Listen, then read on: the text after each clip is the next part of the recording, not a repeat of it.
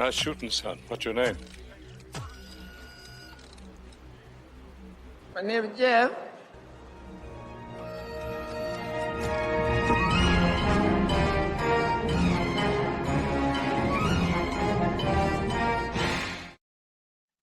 So, folks, it's a special night. We're going to start the show the way we end the other one. Welcome to the High Council here on WCBS. I almost started with the world-class bullshitters intro. I'm excited. It's our 400th episode, folks. So, believe me, every day the countdown is on. What are we, like 36 hours away from the show? 48 hours. I can't count. So, folks, join us on Thursday. But tonight, we have the High Council here on WCBS.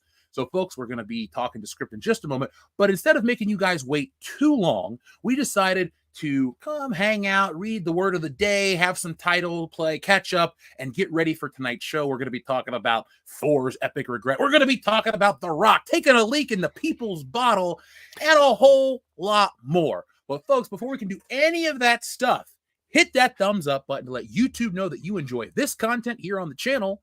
And let me introduce my co-host for the evening. You know him all the way from the Rippaverse.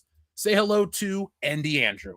Hey, what is going on, Jeff? Hail to you. Hail to the chat. Hail to our third member here, Script. We are back Tuesday night. It's the High Council. We've got a hell of a show for y'all. I'm excited as hell. I'm excited too, man. Let's introduce our third man for the evening. Say hello to the one, the only, the Script Doctor.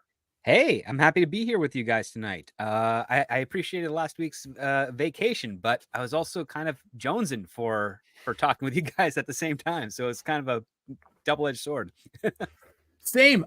Folks, I had nothing real like bad happen last week. I just had to take care of some stuff. That's why we didn't have a show. But I want to thank a lot of people who reached out. You okay? What's going on? We missed the show, all that stuff. So thank you to the people out there. Makes me feel good when we go away for a week that you miss us that much. But don't worry, we're here tonight. We're live. This isn't a pre-recorded episode. This is not the life model decoy of Jeff. This is the real deal. So, folks, let's give you a real deal of a show tonight. So this Thursday on the podcast, we'll be having the sign up for Wokebusters officially available to those who want to know. I made sure that everything was taken care of perfectly for the art. That art goes into making the trailer, and then that trailer is going to be what will be a part of the big Kickstarter campaign to get the word out there for this book. It's a huge 103-page epic. I spared no expense. Everything on Wokebusters is the best that it can be, and it's almost to you. So, folks, Kickstarter is the only place you're going to be able to get it. If you backed on Indiegogo, we've already talked about that stuff. Never hesitate to ask me a question in that regard, but we have that here on the channel for you, and we will have all of that stuff this Thursday, which is our 400th episode, so be prepared for that. But that is Thursday. I don't want to jump the gun. I don't want to shortchange the wonderful people who are here tonight, like P-Dubs Duarte 6969. We have TLJ Nice. Screwjob. We have Joseph Bienowicz, Taylor Swift, greater than Disney, Star Wars, and MCU, and Doctor Who now. Uh-oh. Something's happening. Clone Geek is here. We already said Clone Geek. I read his comment about Spider-Man. I have to look more into that. Thank you, TLJ Screwjob. I am Commissioner Shawn Michaels. I don't have a cowboy hat. I have a captain's hat, but we don't want to see that. But guys, I missed you as much as you missed me. I missed the show. I missed everything that we do on a Tuesday night, and I missed the word of the day. And now our friend Shrubbles08 has an awesome word of the day. See, folks, I like I don't know how to say it. Like, do your worst when it comes to word of the day, because this is a fun one. The word of the day is piss. This whole piss. Thor, piss, and thunder. And poor Star Wars, how Kathleen Kennedy pissed away billions of dollars. Stopping my piss will shoot and piss out. It's better than stopping my mom will piss. Yeah. Oh, wow. Oh, I think I actually saw that one in the chat. I think somebody beat you to that one. No, yeah, there we go. Did you just say long piss good night? Yeah. That's awesome. That's a twofer, though, because it's like, how do you change a movie? By changing one letter. There you go. Piss hard with a vengeance.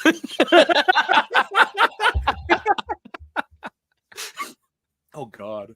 Why does it burn? It means it's working. It was You do a Gruber's piss. fault. Oh, if you do a piss. Better than piss finger. Mm. It's a good one, though. The extra pisser. That works, Octopissy. right? So, folks, send in your urinary titles to WCBS here on the show. We will read them all night long. We want to thank Shrubbozoid tonight and every night for the word of the day. Folks, if you ever want to beat Shrubbozoid to the word of the day, well, good luck. Shrubbozoid is one of the most dedicated WCBS members out there in all the land. Now, folks, speaking of dedication, we want to thank you guys tomorrow. And we recorded this a couple days ago, but tomorrow it's finally going to be available. Nick and I have a long-form video talking about Late Night with the Devil and the Ministry of Ungentlemanly Warfare. We've been seeing a lot more movies this year. We've been talking about stuff because our directive this year is not to just shit on everything. That's what everybody else does. Like, everyone else is complaining how they're missing out on X-Men because they listened to people that said it was this woke garbage of a show. And then most people are going, it's not that at all. And now they're kind of like trying to scramble and catch up. WCBS, folks, we want to bring you good stuff to talk about. Of course, we're going to bring you the dumpster fires. We're not changing anything that you love. We just want to add more. It's like, hey, here's your favorite meal. Here's a dessert. You got a little bit of room for that. So, folks, join us for dessert. We're going to have a lot of fun this year, and we want you guys to check out those two movies as well. There's a lot of movies I'm going to be seeing this year. Like, I actually saw The Fall Guy yesterday. And, how was it? How was that? It's on my list. I had a lot of fun with it. Couple of small little issues, but it's not going to break you. I mean, if you liked The Family Plan, if you liked Kingsman or Argyle or if you like fun, kooky action and really great practical stunts, and I mean these are practical. They show you how they do them at the end of the film. Oh, cool! You're going to be quite impressed. But it also, I would say, it's also a spiritual sequel to Tropic Thunder. It's in tone, not in actual characters or any of that. Just there's a tone of it there, and I'm going to have a review on my Patreon drop sometime tomorrow. Nice. Because I was not expecting to be able to see it, and I happen to have lost my NDA that I didn't sign when I was left the screening, and they didn't ask for it, so I'm not in violation of anything. I can talk about it before the embargo. Nice. Cool. Well, that's pretty cool. Yeah, I wound up figuring out that there's so many movies that I want to see in theaters this year that I just wound up signing up for AMC Stubs as an A-list member, so I can see 3 free movies every single week. That's in what I'm any about format. to start doing. And so I'm like, well, shoot, because right now they're replaying all the Spider-Man films in theaters, and I've been going to each of those. Like, I saw the first one, I saw the second one last week. This Thursday, I'll be going to see number 3, and then they'll start the Amazing Spider-Man films after that. This week, they're doing Phantom Menace. I'm going to see that on Friday. I mean, they're currently also re-showing Ridley Scott's original Alien in my new local theater. Like, they're also doing Studio Ghibli stuff. And then there's just all this other new stuff that's coming out. Like, Ministry of Ungentlemanly Warfare looks like a lot of fun, and I really want to see that. I need to rewatch the first and then watch the 2 sequels for the most recent batch of Planet of the Apes films, because the new one looks really good, and I'm like, all right, I'm to hell with it. I'll just do it. Like, I just got to go ahead and freaking do it. And then there's just a bunch of other films I want to see. And I'm sure we're going to review some of them here on the channel, talk about some of them here on the channel. So to me, it's worth it. Oh, dude, I'm excited to get into some of those conversations, because the stuff that the 3 of us would talk about is different than the stuff that the guys and I would talk about on the podcast proper. And I always appreciate, especially script, you being a writer and stuff. It's interesting to hear your take on a lot of stuff. Because was it when we had Lit Devil on that a couple of you guys went into like a long conversation about Barbie, and I was like, why am I learning all about this movie? And I don't want to watch it again, but I'm actually, we're analyzing it. So yeah, I'm actually rereading Lit Devil's Doc Alpha books, because I got both of them. And yeah, when it seems whenever I'm on a stream with him, we get some really good conversations going on, especially over here on the High Council. It's always a lot of fun. But yeah, when you get a pair of writers in the room, things kind of go a little fun and nuts. I mean, it's hard to have you guys on the show and talk, because I'm just sitting here listening and going, oh, wait, I'm hosting the show. I'm supposed to engage. Sorry. A lot of times I'm sitting here listening to you like this going, oh, yeah, shit, sorry. No, that's and we get to see that on camera now. Yeah. I'm glad people are liking it. They're not just thinking I'm like off, like looking at an action figure. Well, Jeff fell asleep or Jeff's dead. Nope. Jeff is engaged. He's just listening. Well, the next time you get Lit Dev myself on, get 2 action figures and then just animate them as we're talking to each other. All right. Well, here, because we can't move because we're just images. You get to pick which action figure you are. I'll pick Lit Devils for him, but you get to pick who you are. So pick a good one, man. We got about that. Yeah. I mean, I got Galactus back here. mean, you could just literally eat his character. So it's not the cool Galactus from Hasbro. It's the old Galactus from Toy Biz. So it's only like 14 inches tall. It's not like only 14. Tall. Yeah. Well, the new one's like 3 feet tall. So I don't have toy envy. Huge. I just don't have it. Holy hell! I've been buying more figures this year, but I don't have anything that's 3 feet tall. That's big. I've got some big ones, but not that big. You need to get yourself this, man. Dude, I had a friend who had that figure when I was growing. He also had the Venom counterpart to it, because there was a Venom one that was a little bit bigger than him as well. You guys, you're talking about the Marvel Masterworks bigger 12-inch figures that came out when we were in like late grade school, early high school, right? Mm-hmm. This is from Spider-Man 2. This is the only figure in its series. It's just a single 18-inch Spider-Man. It might look small in my hands, but this is 18 inches.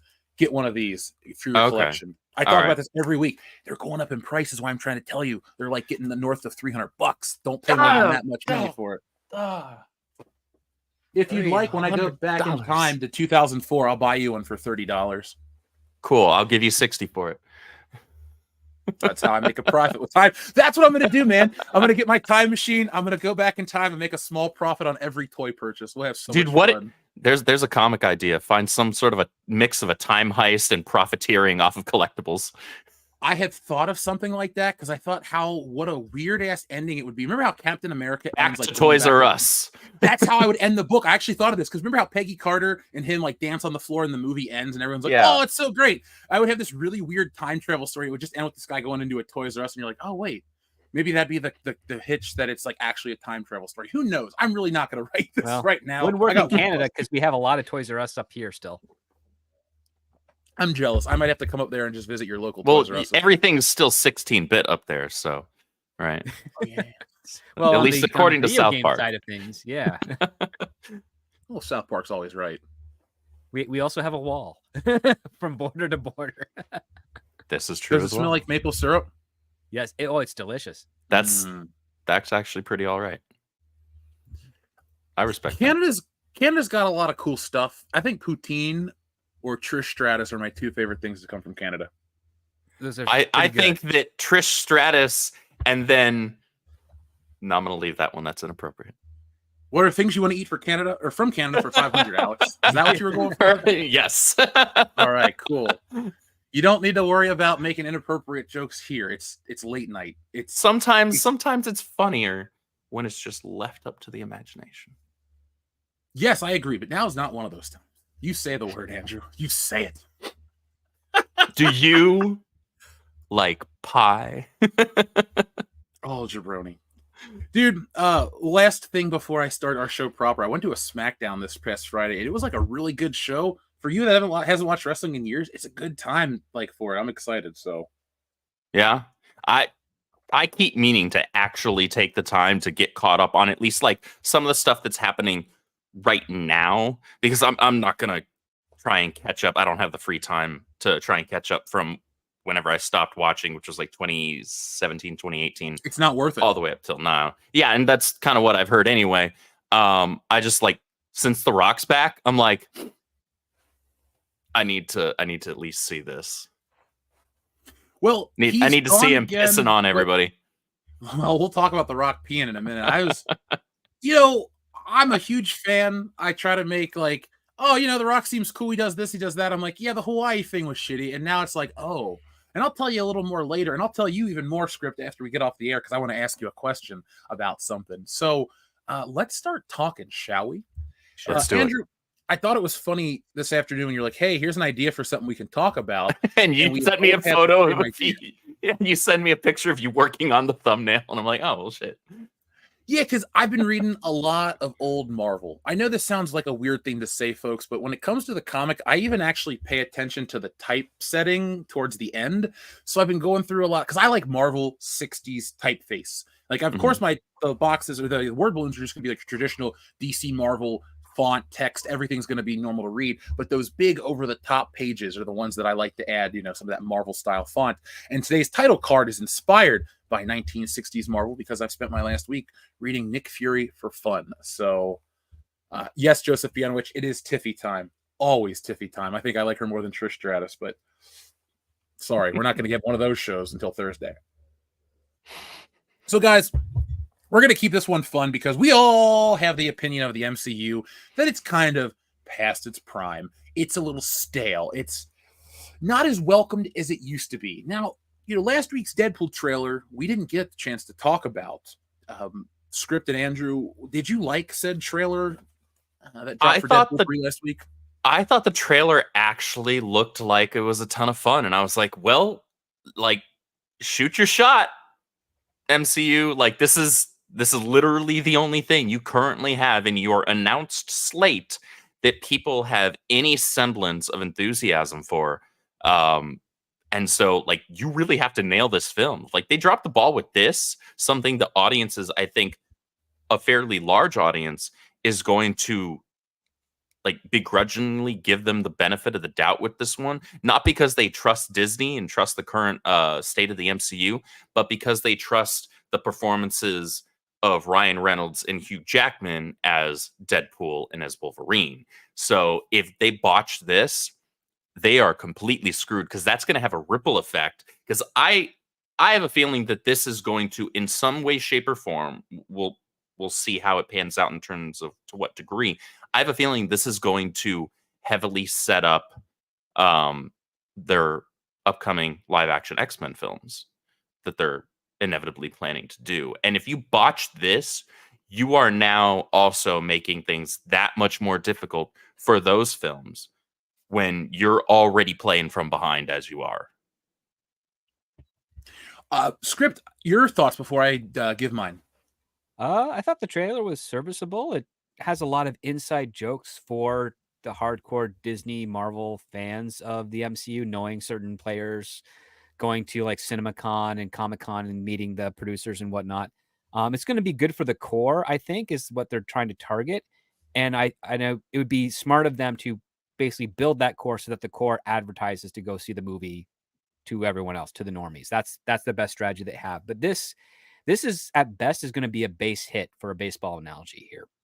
That this will get Marvel back on base. But if the following Marvel films from DC side of things don't manage to connect bat with ball, they're not going anywhere. And guess what? Sony is going to be dominating the Marvel film market this year, because they've already got Madam Web. They have Kraven the Hunter, which I believe was pushed back, but they also have Venom 3 coming out this year as well. Oh, shit. So I totally forgot that was coming out this year until like earlier last week, when I was like flipping through everything that's set to come out this year. I was like, oh shoot, that is too. And you can bet dimes to dollars that that Sony is going to try and obfuscate the audience into thinking that their Marvel films are the same as the MCU ones, which is what they've been doing with their Spider-Man, their other Spider-Verse films. It's probably not going to work out well, but if Deadpool and Wolverine works out well, you can be sure that you're going to see some very peculiar type of soft cross promotion on Sony's side, saying, from the same studio or same creative team or same creative head that brought you Deadpool and Wolverine, that hit brings you Venom 3, and brings you Kraven the Hunter. and they're going to do that because Disney didn't have anything on the slate Marvel wise outside of this. And they're currently in panic mode right now. They don't know what they're going to be doing for X-Men live action yet. They supposedly have a great script for Fantastic Four, but given the people that are saying that and their judgment as of late, I'm not holding my breath. Loath to take that claim seriously. And I also am not happy with the cast. I'm not happy with the cast. I think they really missed the mark on that. Even though I do think they're all great actors, I just don't think they are the best for those roles. There's other roles. I would say, you know what? Pablo Hidalgo would probably be better as Black Bolt, and what's his name who played Black Bolt would have been better for Reed Richards. Oh crap! I know his name. He plays Pike on Star Trek: Strange New Worlds. But it's you mean like the actor that played Reed Richards before? No. The actor who played Reed Richards before is like Ian Goff or something. But yeah, it's a weird name. Anson Mount. Anson Mount would have played better Reed Richards than Pablo Pedro Pascal. Sorry, I'm getting all these. Pablo Hidalgo. Pablo That was- Hidalgo. Pablo Escobar. Who knows? Like, Oh, Now it's a party, bro. Let's roll Anson up our Mount would have sleeves and- been if you got Anson Mount and Sydney Sweeney as Mr. Fantastic and Invisible Woman side by side, you'd get by default get at least a $60 million opening weekend with just those two alone. And I'm talking about Sydney Sweeney's breast, not Anson Mount and Sydney. I'd pay to see Sydney Sweeney as Sue Storm. As the only person that paid cash money, right, to go see Madam Web, or wait, did you see it? Pay to see it, Scripps? No, I got a screener. Which was the right choice. Believe me, I'm not acting like the money I spent for Madam Web was a good decision. I'm just saying I don't regret spending money to see Sydney Sweeney, but it was what it was. I really would have loved this. I want this Fantastic Four thing to work. Because the way I look at it is we're all comic fans, and everyone here understands this. It's like the Marvel universe is kind of just like the Avengers universe. Now it's time for some X-Men and some other stuff that's not really tied into the Avengers shit. And I think if done right, X-Men could be the size of an Avenger franchise where you have crossover and build up movies and all this crap. And like, well, the comics for the longest time, the X-Men were bigger than the Avengers. Yeah. They're in their own world. I mean, one of the things that I liked about Marvel, and I've heard this from other Marvel writers and such, is that you could read maybe one or two titles and not really know that the other titles were integrated. Like there was a time where you could read Agents of S.H.I.E.L.D. and only Agents of S.H.I.E.L.D. and have no idea that Iron Man and Tony Stark were one and the same because they didn't talk about that. They kind of kept it separate to a degree. Did you hear what Andrew and I were talking about off air? No. Because we literally talked about how I just started reading Agents of S.H.I.E.L.D. and was going on about how much I like it. Oh, man. It's a great book. You're not. But like the other part too is like when you take a look at what's going on in the X-Men corner of the Marvel comics, it almost has no direct correlation to the stuff that's going on in the Avengers title or any of their subsequent characters. Unless they're explicitly doing some sort of a crossover between the two. Exactly. So they feel like they're very partitioned. And that's kind of the state that the MCU is in right now, where it is the Avengers angle. But even if when they bring in Fantastic Four and when they bring in X-Men, the one thing that would be a mistake for them is to forget about the Avengers. You have to kind of mesh that in there. And the only way that's going to work is, number one, if you find a way to balance what X-Men does in with what Avengers has already been established as, and then realize that Fantastic Four is not the superhero franchise. You kind of have to take a page out of something like Doctor Who or Land of the Lost for the Fantastic Four to work, because they're scientists, they explore, they get into trouble, and then they get out of it. And then occasionally they stop someone like Doctor Doom or Galactus or Mole Man or what have you. They're not as active as the other superheroes by comparison. They kind of are doing their own thing. And when you get a writing team that understands that, you might actually have a shot at making Fantastic Four work. I just don't know if the writers that they got for Fantastic Four realize that, because really the best Fantastic Four movie aside from the Roger Corman one is the one that Brad Bird did called The Incredibles. And the only reason that worked is that they took a spy genre and put it and applied it to superheroes for a family film. Well said. I mean, I've been saying that for years about The Incredibles, to the point where The Incredibles is Incredibles 04 or 06? I think it's 06. Because it either is like a year before or after the Fantastic Four movie from Tim Story. And I just remember watching that and really thinking that they did it right. And I think this is Disney listening to that criticism or, complimentary discussion over The Incredibles, because I think this Fantastic Four movie is going to pull that, because it's set in the 60s, right? It's a period piece, right? Supposedly, yes. And they're just going to use time travel to bring them to the future, but I bet you we get that big bombastic music, that type of remember the introduction we got for Tony Stark in the first Iron Man, how it had the jazz fanfare and it told you the history of the characters, first 35 years. I think they'll do shit like that for the Fantastic Four in a very 60s styled way and almost treat this over the top. Expect to see Time Magazine and Kennedy references and the moon land. It's just going to be one of those weird, kitschy. This is just a guess. I have no knowledge. Well, I suspect... Part of me suspects that if it's not in the first act, it's probably part of the end of the film, is that Reed Richards discovers a means to either get to the negative zone via faster than light travel, and the time dilation is what brings them to modern day. or he has the experiment of the cosmic rays, which is also involving time dilation. And when they come back to Earth, it's 2025 or whatever it is. Personally, I'm of the mind where it's like MCU should just stay in the 60s and bring back Chris Evans, who enough time has passed since he started playing the character to now that he is the age appropriate Captain America to be serving under Shield under a code name or in Dark Ops in the 60s. And you can bring in, Peggy Carter and just make it You wouldn't make me mad to see a little bit more of her. So no, yeah, just make it that universe. Make it the one planet that or the one Earth, alternate Earth in not 616, maybe 615 or what have you, where Steve Rogers is alive. He's serving under Shield. He knows what's going to happen to various degrees, but there's always these weird alterations. And whenever there's an alteration to history, that's when he gets involved to fix it, to set it where it should be from what he remembers in his timeline. And then you take it one step further and you introduce a new Tony Stark, new actor who gets, shot up in Vietnam and comes back with Iron Man and, his superpower transistors that make him his thing. Thor can still be Thor because he's a god. He does his stuff. Get a new Bruce Banner, bring in Hank Pym, Ant-Man, and Janet Van Dyne, and just do the whole thing. Maybe get Wonder Man right and throw him in there and just keep it in the 60s and 70s and keep it in that time frame and have fun with it. And you don't have to pay those other actors their higher rates that they have associated with Disney.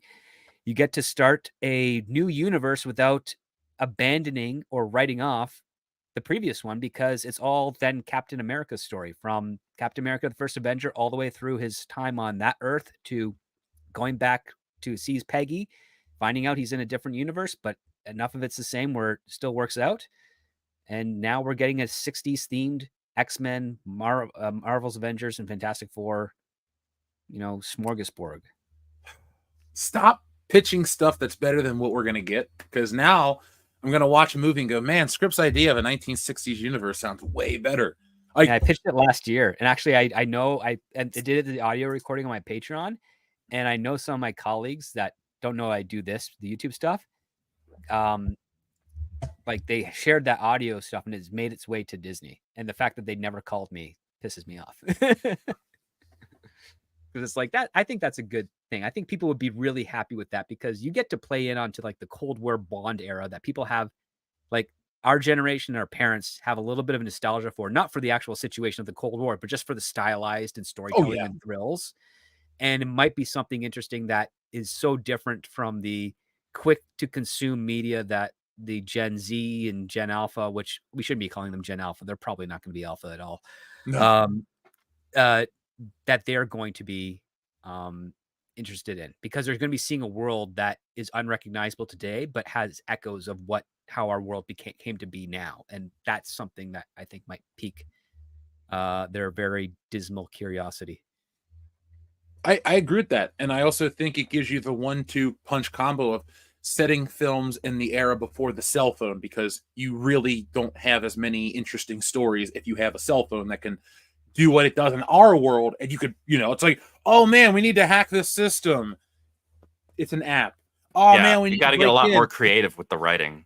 Yeah, when you can't just default to, oh yeah, I've got this app, to your point, I've got this app on my mobile device that, yep, it's already pre-programmed to hack any lock and do all of this stuff in the blink of an eye.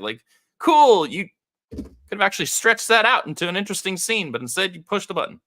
Yeah, you've got network of satellites, internet, and all the algorithms used to kind of make things a lot easier, which, don't get me wrong, I think that the technology is fun, but trying to write around it requires the same amount of research it requires you to understand a decade. You need to on current day technology to try and find the loopholes and things to get around it to make it work and authentic. And it's really hard. And I'm always up for the challenge. And I'm working on a couple of scripts right now that's playing into AI, because I've been learning a lot about AI, because one of them has hired me to study it and make sure that it can't replace humans in the creative field. And I'm doing a really good job because they gave me a raise. But nice. But aside from that, it's the types of problems and drama that we really like, that require us to use our minds, are taken away from us by technology so easily these days that if you want to sort of have fun with it, you kind of have to lean into the period pieces first to try and get your brain thinking again so that you can, if you do tell a modern day story, you're coming at it at different angles. Because right now, the only real modern day stories you can do are the ones where you disable technology, forcing people not to be able to rely on it. And getting around that is really hard because our own reality has so many redundancies in place so that we don't have the inconvenience of no technology. Mm-hmm. I would argue maybe it's just a personal thing, but I do think the 90s is like, if you're going to create a movie universe where you set a lot of stories that has technology, but not the convenience of the instant technology, I do think that the 90s is a weird window where you can just kind of tell a lot of stories, but you have a lot of those old world dangers in terms of like, we'll worry about that later. But my point is, I would just internet. Yeah, you have the internet at its base core to give you some general information, but you don't have all the power of what that is and then networking of everybody using it. You don't have the power of the sun in the palm of your hand quite yet. Yeah, exactly. You get to shut up because just because you went and saw Spider-Man 2 again in theaters, I didn't get to go because my local theater didn't show it. Lucky. You should like yell at them for that. I canceled my Regal membership and I'm going to AMC now because when I looked at my Regal, dude, my Regal did not show late night with the devil like weeks ago when I went to go see it. I was like, I had to go to another theater and then they weren't showing Ungentlemanly Warfare either. So last Saturday, what the hell's wrong with Regal? Admittedly, it's a smaller Regal, and they keep like they'll get like the Studio Ghibli and all the Fathom events. They'll do all like the artistic-y shit, but my local AMC is just so much bigger. Some of my listeners who are local know it's like a giant one on the river, and you name it, we get it there. So I'm going back to that. Yeah, the one in the new city that I'm in, which is literally like across the street, like across the main drag. Like it doesn't even take me 5 minutes to get there. Like it's massive and it's part of this big old mall, and yeah, they get the whole shebang. They've got the IMAX screens, they do the 3D, they do some of the, obviously like I said earlier, they're doing the the reshowings of the Spider-Man films, Star Wars, but they're also getting some of the other cool old stuff like Alien. They're doing Studio Ghibli and they're all that stuff, and it's like, man, this feels good to be able to like go see cool movies. It's good. I'm with you 100%. The only comment I make is it's weird how many of these are old movies that we're getting excited over. It's like, yeah, I can fire up my Blu-ray or my 4K disc of any of these movies, but it's about that smell of the popcorn as you walk in. I got the big thing of popcorn while I'm watching Spider-Man 2 or when everything else that's going to come out that I'm going to check out. Spider-Man 3. There's a different energy and a different vibe sitting in a theater and seeing. And obviously, they're not putting it on an IMAX screen or anything that's one of their big main ones. It's still one of like the smaller screens, but it's still, you're seeing it on the big screen for all intents and purposes, and it feels cool because I last saw these when I was a little kid, or a teenager rather. I was in high school when those were coming out. Same, we're the same age. We were grade school for the first one, high school for the second two.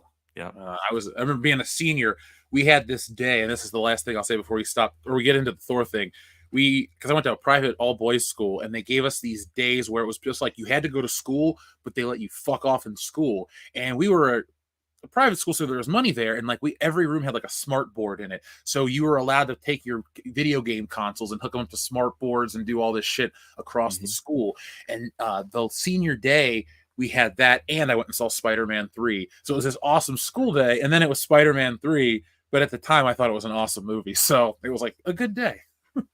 It's still better than the Holland ones. Dude, I saw that 3 times in theaters. I'm not embarrassed, nor am I proud. But script, I agree, though, that the cell phone is the almighty thing we need to write around. Hell, I use cell phones in Wokebusters, so they're everywhere in every book, folks. If we're putting in Wokebusters, it's ubiquity. But let's talk about the bearded man on the screen, because we've been actually having a really good conversation around what we're trying to talk about. But guys, we all have opinions on Chris Hemsworth Thor. Some love him. Most people like him. I don't really know many people that hate Thor. But the last couple of Thor movies have not been good. All right, let's be honest.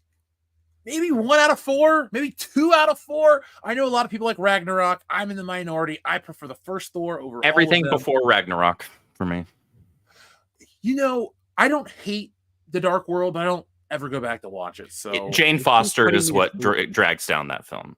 Like, Yeah, Thor is I'm great. falling Loki asleep, is like, great. from the ether. Like the ether is so powerful it puts me to sleep watching Thor 2.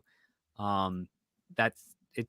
I try to get through it. I have seen it once all the way through, but it required me to pause it and wake myself up and then continue because I never had that problem with it. I like, even I mean, I think the set piece with Loki and Thor in the ship going through Asgard, that's pretty cool and thrilling, but everything else around that just didn't work.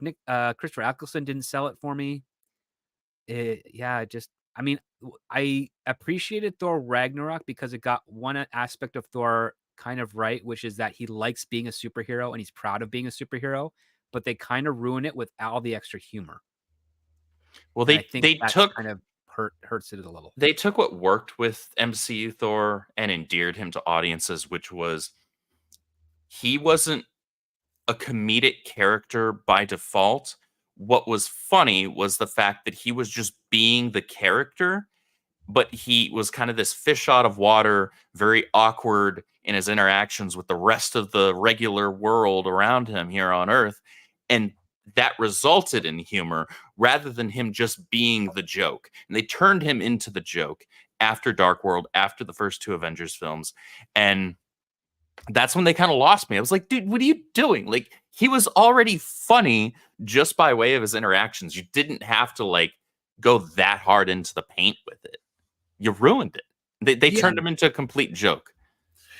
And it sucked when they infused that much humor because they were at this critical point where it's like Spider-Man 2's point. Remember when Doc Ock's building the thing at the very end and the energy and it keeps sucking in everything and it keeps growing and growing.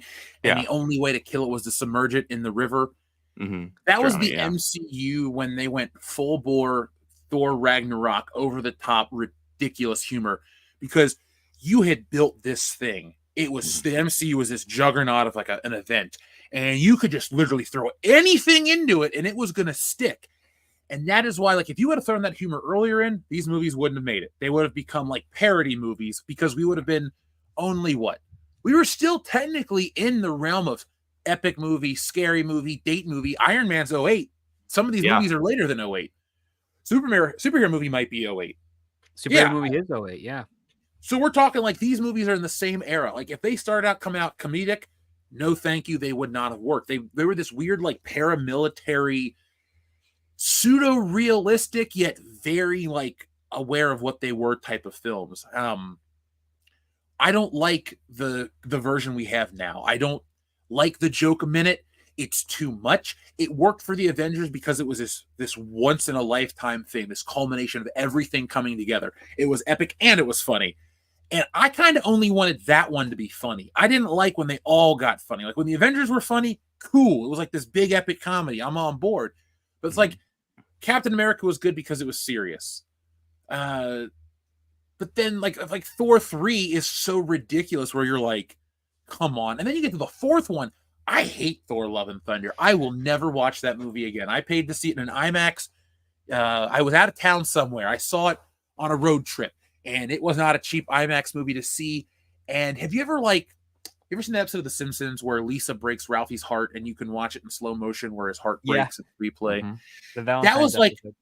That was me realizing the mistake I made spending all this money to watch this film. I was like, oh God, it really is that shitty. And I money's not tight. I don't complain about it because I've, got any issues. It's just, I feel stupid wasting time and money on something so crappy as Thor 4. It's like, I can get money back. I made the money back. No problem.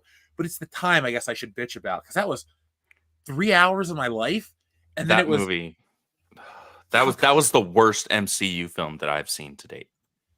Really?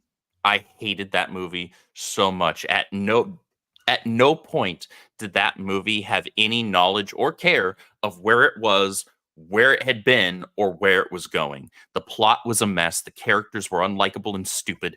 It was just an absolute shit show. I sat here. I did not see it in theaters. And I was like, what the fuck am I watching right now?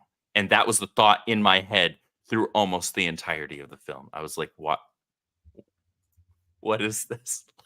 And then you got Christian Bale. Like, I've said this on a lot of podcasts, and I will say this until the end of time. Natalie Portman is one of the most unlikable actresses I've ever seen on film. Every time I see her in a movie, I just go, okay, it's Natalie Portman. Let's just get through whatever she's doing, and then we'll get to the next scene, and I'll be able to enjoy this movie.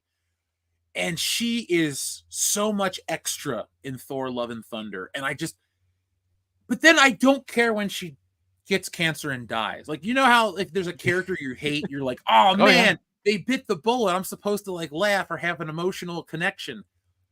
I just didn't care. And apathy is the most dangerous emotion you could ever have in a film. I used to watch these things, and when I would want to get through a movie, it wasn't because I wasn't enjoying it. I couldn't wait to get to the Avengers. I couldn't wait to get to the second Avengers, and so on.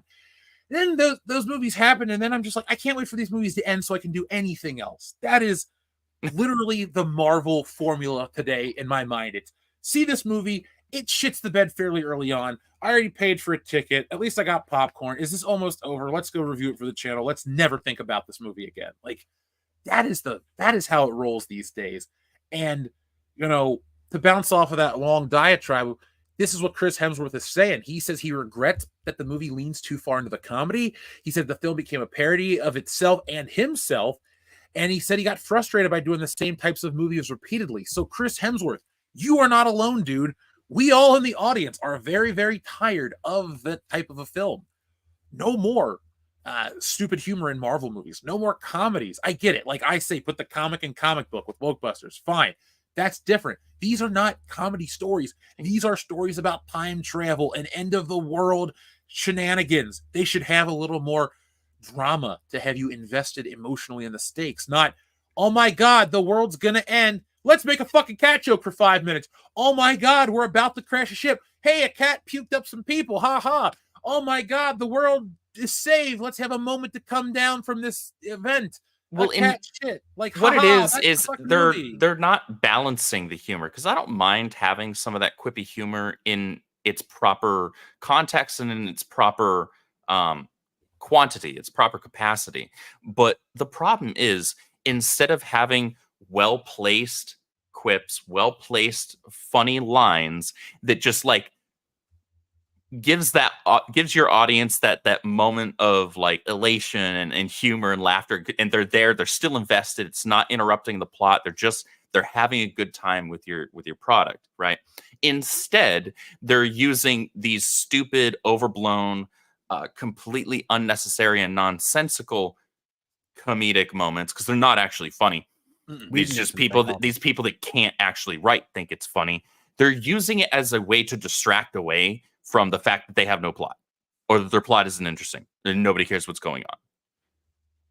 It's just filler. That's all the Whedonism. Like Joss Whedon kind of developed that, and everybody who was a fan of his that became a writer would emulate that type of style in their own way. And then Marvel decided, well, Avengers had a lot of really good one-liners and quippy jokes that kind of overshadowed the careful one-liner and quippy jokes that were in Iron Man.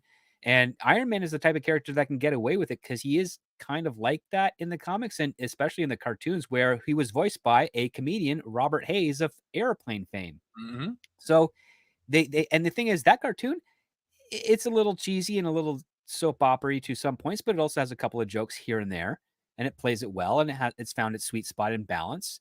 And it also, season 2 has probably one of the best Iron Man theme openings you'd ever see in animation. Just where he makes the suit. Yeah, and they've got the hardcore rocking, like I Am Iron Man. Yeah, that is awesome.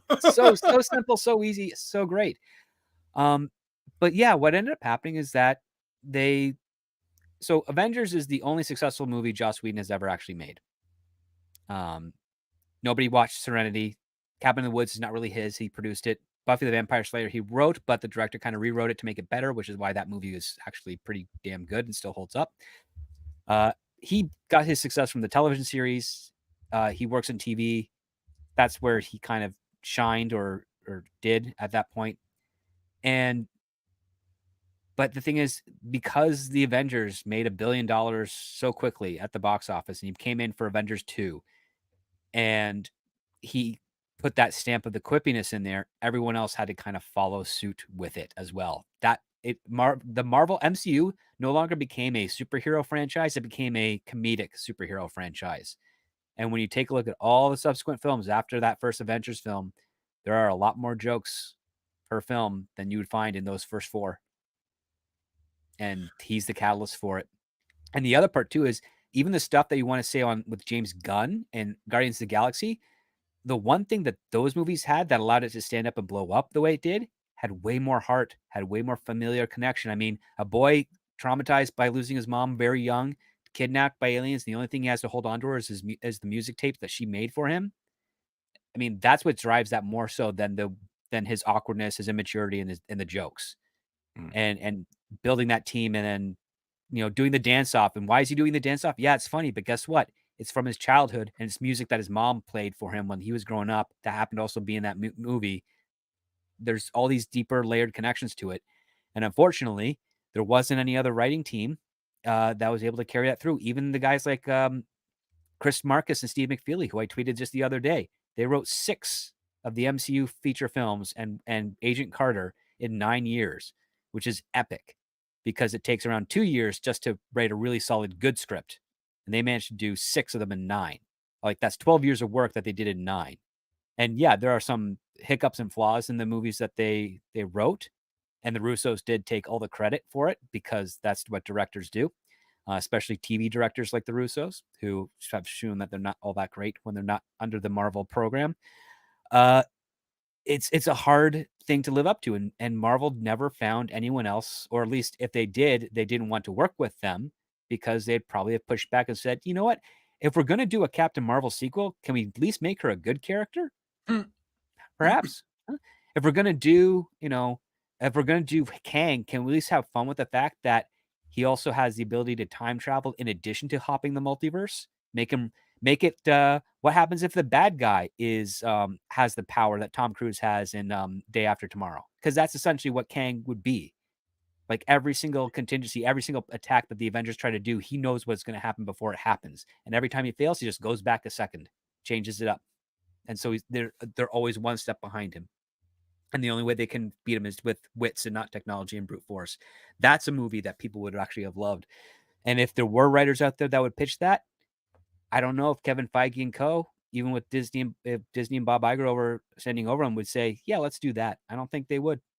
And that's the problem. And that's how we got to a point where we have someone like Taika Waititi, who had been great for a Flash Gordon, who did a really fun movie with Jojo Rabbit, which I liked a lot, had some jokes, but it also had a lot of seriousness and heart to it, for, a movie about hiding a young Jewish girl in a home during that period of time.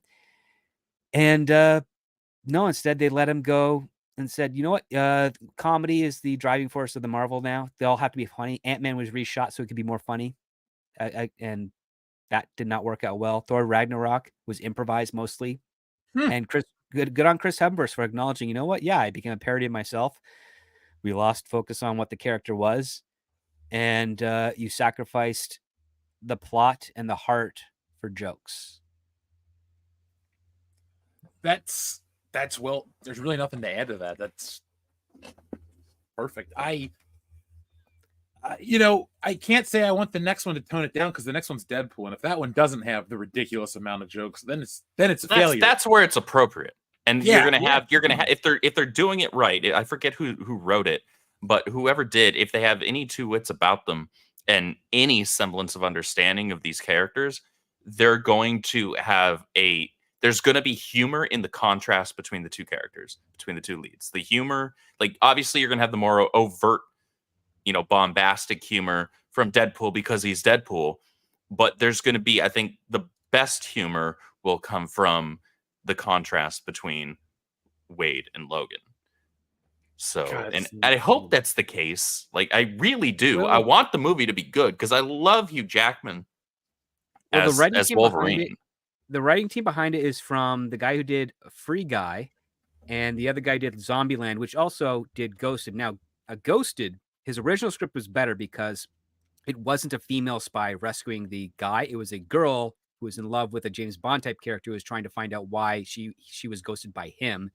And the studio told him to switch the genders and put Anna de Armas in there as the spy and Chris Evans as the girl character, down the boy trying to find this love. And it didn't work that way because it lost the verisimilitude of what that joke was. Is, hey, wouldn't it be funny if a girl who meets what she thinks is the perfect guy spends a night with him and then he disappears, goes out and looks for him? Like, what would happen if a Bond girl decided, hey, I'm going to actually go find Bond? But instead of her being like the normal Bond girl, it's just the floozy that he sleeps with on that one night. And then she just flies to some foreign country to find him and be like, hey, why'd you ghost me? And in a romantic comedy way, that works. But when you flip it around and you make it a guy, it doesn't fit the mold of a guy that people would want to relate to or care about. And that's why that hurts. So Deadpool has potential. I mean, that's basically the best I can say. It has potential. So maybe it will work because, again, Sean Levy, he produced a lot of stuff. He's known to do a little bit of writing, but this is technically his first official writing credit. He's the guy that produced Free Guy. He produced Arrival. He's got some good accolades under his belt. And then we've got Rhett Reese, who did Deadpool 2. And he did the first Deadpool. He did also Zombieland, but not the sequel, as far as I know. He then did Ghosted. Yeah, he's got a number of credits to his name. One thing that I would say he probably learned from is he did do G.I. Joe Retaliation. So yeah, but he's gotten better since, I would say. He also technically that movie's a guilty pleasure for me. He also worked on the Twisted Metal TV series, which I haven't seen yet, but I heard a lot of positive. I heard a lot of good things about that. I watched every episode. I loved that show. Then you know what? I think that's some good pedigree. Then, if his current work is good, you're only as good as the last thing you wrote, and if the last thing you wrote was Twisted Metal and people liked it, I think we're in good standing then for Deadpool and Wolverine. It has that heart that you've been talking about in all of these things that all these other shows lack. The character, he just wants to belong and find a family, and so does this other one. It's got a lot going for it. I liked it. I haven't finished Fallout yet, but I like Twisted Metal more than Fallout. I know I'm in the minority here, but I like that kind of a story more than I like the story of Fallout. So that's just me. But you can like both. That doesn't mean that one's bad just because I like one more than the other. That's fair. Anything else you guys want to say about Hemsworth and how they've handled the humor in the MCU or any of the other kind of related topics? Because I gotta say, the little tangent we went off on, like the 60s Marvel, it seems like a fun concept. Maybe I'll get one of the AI programs and I'll do those trailers. They do like the 50 Star Wars and the 50 Simpsons show. Like, yeah, with the 1970 CinemaScope. Yeah, I saw that. I got you. Yeah, I do miss that filming style. I do wish that could come back and people would actually like it because it's got something unearthly about it that makes it cool. But the AI things, my God, they look pretty bad. Like some of the model designs are fine, but when they try to move or when they try to make them look human, it's like, no, sorry. And I've seen some of the most advanced stuff right now, and it's still bad. But if you take an actor and you overlay it, it actually looks really good. And that's what worries me because you don't want to be replacing actors with AI. No. I watched one for The Simpsons and I don't know if it was intentional, but the AI just took the kid from the Wonder Years to play Milhouse. It wasn't like everything else was like a fake AI version of these Simpsons characters. And then it was just the kid from the Wonder Years was Milhouse. I was like, oh, wait. And it just kind of killed the illusion for me. But I do love how like an AI program thought that's what that would look like when you feed it into it. So yeah, it's kind of creepy. I'll be honest, once the technology is a little better, I'm going to be making some funny shorts and parody stuff for the channel. So folks, make sure you watch what we do next. I'm looking forward to this part of the technology becoming more advanced because it's so much fun to do fake shit. Because remember, like back in the day, the radio shows would do like these big elaborate trailers with sound effects and shit, and you could listen to it and it was like, all right, that's cool. And now podcasts do it, or you can like pre-record or do these big things. This kind of helps you keep jokes going a lot longer if you have access to tell that type of shit. Like, we'll do fake trailer of the week or something on the show. So yeah, it reminds me of something that me and my friends were trying to do in the earlier days of YouTube, which was grab an actor who's in multiple movies and assume that he's playing the same character, and then form a trailer around that. And we did one with Rutger Hauer, where after he was fired in Batman Begins, he became Hobo with a shotgun. Yes. But he was the Hitcher first. So it just went to 1, 2, 3. And yeah, we did that one. We actually ended up never putting it up on YouTube because number one, we were just trying to find we wanted to make 20 videos and then release them weekly so that we could kind of figure out what YouTube was like. Because it was, again, this is 2007, 2008. And as we were going through all the movie stuff, it was we were getting way out of hand with all these other trailers to the point where I don't think we got enough here to sustain it as an ongoing joke thing. So because there are so many famous actors and they've all been in lots of stuff, only so many of them you can actually, at the time editing technology was limited, only so many of them you could actually match together to make it look like it was one legit movie. And so yeah, we ended up just kind of scrapping it after that, and then kind of just went back to focusing more on the Hollywood side of things instead of YouTube. But I think it worked out for it. Yeah, it worked out all right. But I still think that's still, there's something there that you could do with AI now. You could take that original footage and then you could run it through the necessary filters to match, to make it look like it was shot by the same camera and the same team, makeup and all that stuff. And imagine trying to have just taking Eddie Murphy and trying to tie all of his movies together with one central character. That'd be one of the weirdest actors, because it's he's gonna go from being this jive dude who's kind of funny talking to this fat scientist to a donkey to all these different things in one, AI generated movie. That'd be kind of weird, because he's so. The reason I picked him is he's so vastly different, even though he looks relatively the same across most movies. Good or bad, the personalities are all different. So I think it'd be by a vampire, Oh God, that movie's fun to watch. That Vampire in Brooklyn and Tales from the Hood are those two schlocky black horror movies from the 90s that I always keep on my list because I don't know, man, they're funny. We need more crazy shit like that. I wish that's what I want with AI to do. I'll make some crazy trailers to take risks. There we go. Hollywood won't give me money to take risks, so I'll do it with a program. We'll see Eddie Murphy play John F. Kennedy. That'll be the day. Yeah, and when we're only a month and a day or two away before we get Beverly Hills Cop Axel Foley.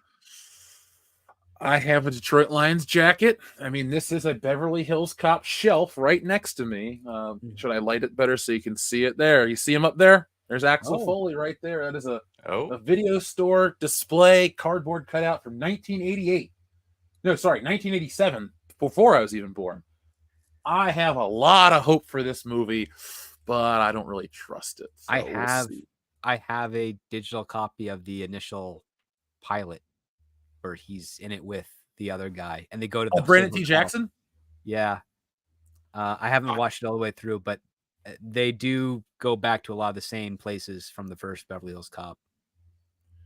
I got to go by mistake to the hotel from Ghostbusters, which is the same hotel from Beverly Hills Cop, and I didn't realize they filmed in the same building. So I went from this party that was cool, I'm seeing people dressed as Ghostbusters in the hallway, to, oh my God, I'm at the Banana in the Tailpipe scene. The point I'm making is that is cool, when you relive it, but when you take it into the context of the movie, it's this is what I hate about a lot of movies today. When you try to add reverence to things that don't require reverence, because in the story world, it is just another day. It is just that Tuesday or Wednesday that M. Bison talks about. But when writers act like the characters are watching their classic film and understand the importance of all that shit, it's stupid and it ruins movies for me. Because, and I don't mean just it bothers me a little bit, it actually ruins a story completely, because it tries to make that story acknowledge I take place in our world now, and I fucking hate when it does it. I don't want self-referential anything. And so if Beverly Hills Cop 4 is going to be self-referential, I get it, they're going to have the shot where they're in the back seat, Axel's in the back seat, that's an iconic shot, and that would make sense to how to frame three characters because they do it in multiple movies. That's fine, that's different. But I mean, if Axel Foley shoves any kind of fruit in a tailpipe and disables a vehicle, come the fuck on. If he talks about, the Annihilator 3000 or some shit like that from the third movie, again, it's just trying to turn, like, Beverly Hills Cop is one of those movies. It can't be self-referential. It's not a deep movie. There's not a lot of depth to it. There's not a lot of like more story you can read into it. Like me, I've tried. Believe me, I know that movie better than anybody on the fucking planet outside of the people who made the movie. There's not a lot to pull from. And I'm really scared that every sequel thinks that's how you make it. That's how you revive a classic franchise. Like Ghostbusters Afterlife worked because it's Ghostbusters and it has all that shit to it. This is a dude that goes from Detroit to LA for 3 days. There's nothing, to pull from. And solves the case in 3 days, which is actually pretty good. Remember, they do write that in the script. They talk about what a great detective he is. Like, that is his MO. So will he be a great detective? I don't know. I think he has a family, which I don't like. I always thought it would be cooler to see Axel, because he never had, fuck the third movie, he didn't have romance in the other ones because he was so busy trying to do that job. So I thought it would be interesting if he kept being that great of a detective and just never got married and got to this point in his life where he's like old and everybody else around him kind of had it. So Axel Foley can always remain this. It's basically a plot device in my eyes to keep him matured, but the same character where you don't have to make him be the family man version. He can still be mature. Yeah. I think the context is that just one of his little boys slipped by and he didn't find out about that kid till many years later, because again, he'd be so focused on the work. And then when he does, you have that conflict. Well, do I honor my responsibilities as the father of this child? But at the same time, how can I raise them and not protect the city with which they're being raised in as a cop? Like, what takes priority? What's best for the kid? Those types of stories are usually fun to explore because, you have one guy that's like, maybe I can be the super dad and super cop where I can protect the city and be able to raise my kid at the same time. And then other times you're like, well, what happens if some lucky punk gets one off on me? And then who's there to raise my kid? The mother alone. Maybe I should go to get a desk job. Maybe I should find another line of work that's a bit more safer. Like there's all those things to explore. And they all provide pretty fun conflict in a movie, especially for a character like Axel Foley. Because when we first meet him, his best friend is shot. And that's what motivates him to do this. So he's got a dedication to friends and family if they're around, and he knows that he's not always going to get away unscathed. I mean, he has been shot before. We've seen it in the movies, so that gives a new thing. So are we going to get the story where he knows about the kid, or are we going to get the story where the wife or the woman kept it a secret from him because she knew him well enough that he would never do the thing? In which case I'm like, well, we already got that in Shaft 2019, and it's like, can we see something new? Can we see something different? Could it be that he stayed as a cop, but he was also kind of an absentee father because he was always working, and so the daughter resented him? Okay, we've seen that before, but at least he's still a cop, and at least he's still trying to be, the dad. Like there's I don't know what avenue they're going to go, but whatever it is, it might hit the cringe factor, and brace yourself for it. Well, why is it that all the iconic male characters have to be absentee bad fathers? Superman, Indiana Jones, Han Solo, James Bond, Axel Foley. McClane was actually there the whole time. He may have been a drunk asshole, but he was there for his kids, so that's it. But yeah, that's a really, I hate that trend that they always make these fictional characters. It's like how they ground them in reality. It's like, we got to give them a family, and they're trying to guess what? Not literally everybody had a shitty father. No, it's not necessarily about that. It's really about what is the most dramatic flaw, and the most dramatic flaw is that they're failing in the biggest responsibility of any human being's life, which is taking care of their kid. Like that's basically it. It's a low hanging fruit flaw. And I will say this: what I really liked about the family plan is that Mark Wahlberg is a dedicated father who wants to be involved with his kids' lives, and is actually a good father. And it's only when he gets hunted down by his dad, who's an assassin, that he gets really upset, but he's doing everything he can to defend and protect his family, as opposed to, like, he's not the deadbeat dad. He's not the guy, like Mark Wahlberg's father in that movie is the deadbeat dad. and it's just showing, like, yeah, I don't have to repeat the mistakes that you made. I actually love and care about my kids and my wife and this, and you're not going to take them away from me. Those are some good stories too, but those are like a little few and far between. And the other part too is like I think what it ends up being is when you're dealing with superheroes or heroes in general that have kids, that means you're also dealing with kid actors. And you have to take into account, all right, what are the limitations of the kid actor? How much can we put that through? Do we really want to have a fictional story where a kid is being traumatized by a supervillain or a bad guy where they're seeing horrible murder and violence in front of them and they're going to have to go to therapy, whatever? Like, how do we make this work? And sometimes they go with the more rational way, which is not always the best way, but the rational way, which is if we distance the father figure or the hero figure from the kid the most, we then protect the kid while still showing that the kid is important to the guy's life. And it's become a cliche at this point. And the other part too is like, well, a reasonable parent would say, how could this hero father let his child go through all this stuff and not try and better protect them? And so now you got to play with the dramatic aspects of that. Well, how do you put the characters in a natural situation where everyone can empathize with the father not being able to protect his kid from this visualization or from being kidnapped or something of that nature? And how do you make that rewarding when he rescues the child and all these types of mechanics that go into it? It's not an easy it's not an easy task. So that's why I'm usually of the mind where it's kind of just better just to not make them have kids in general. Yeah. Focus them on that. Maybe have them married, maybe be expecting, and then you have to save the wife, and then don't address the kid stuff. And then if you do a follow-up sequel, just don't address the kid stuff in it. Yeah. I mean, that's why Die Hard works so well, is they kept the kids out of it until the kids became adults. Yeah, and then unfortunately the very last one with John McCain's older son sucked so bad. Oh, Jack, played by Jai Courtney. How could he should never have been an actor? I didn't see that one. The last one I saw was Live Free or Die Hard, and it ended there. I genuinely love that movie. I thought that Timothy Olyphant was hella fun in that. My third favorite Die Hard. I had a funny pitch for a fifth Die Hard, which was Lucy's Wedding, and that's where McClane and Holly have to be in the same room together for their wedding. But the wedding is at a hotel that's built on top of a vault, and son they lock down the vault and try to steal the money, and McClane has to save his daughter's wedding and the people in the building, Die Hard style. That'd have been awesome. Stop. Instead, we got to go to Russia and do all this dumb crap. Well, the thing is, I'd have loved Die Hard at a wedding. That'd have been great because Die Hard's all about being stuck in one I now location. pronounce you Die Hard was the title I pitched. All right, I like it. Which people liked. And the whole thing was like, you just bring it back home. It's back to in a building in a single location.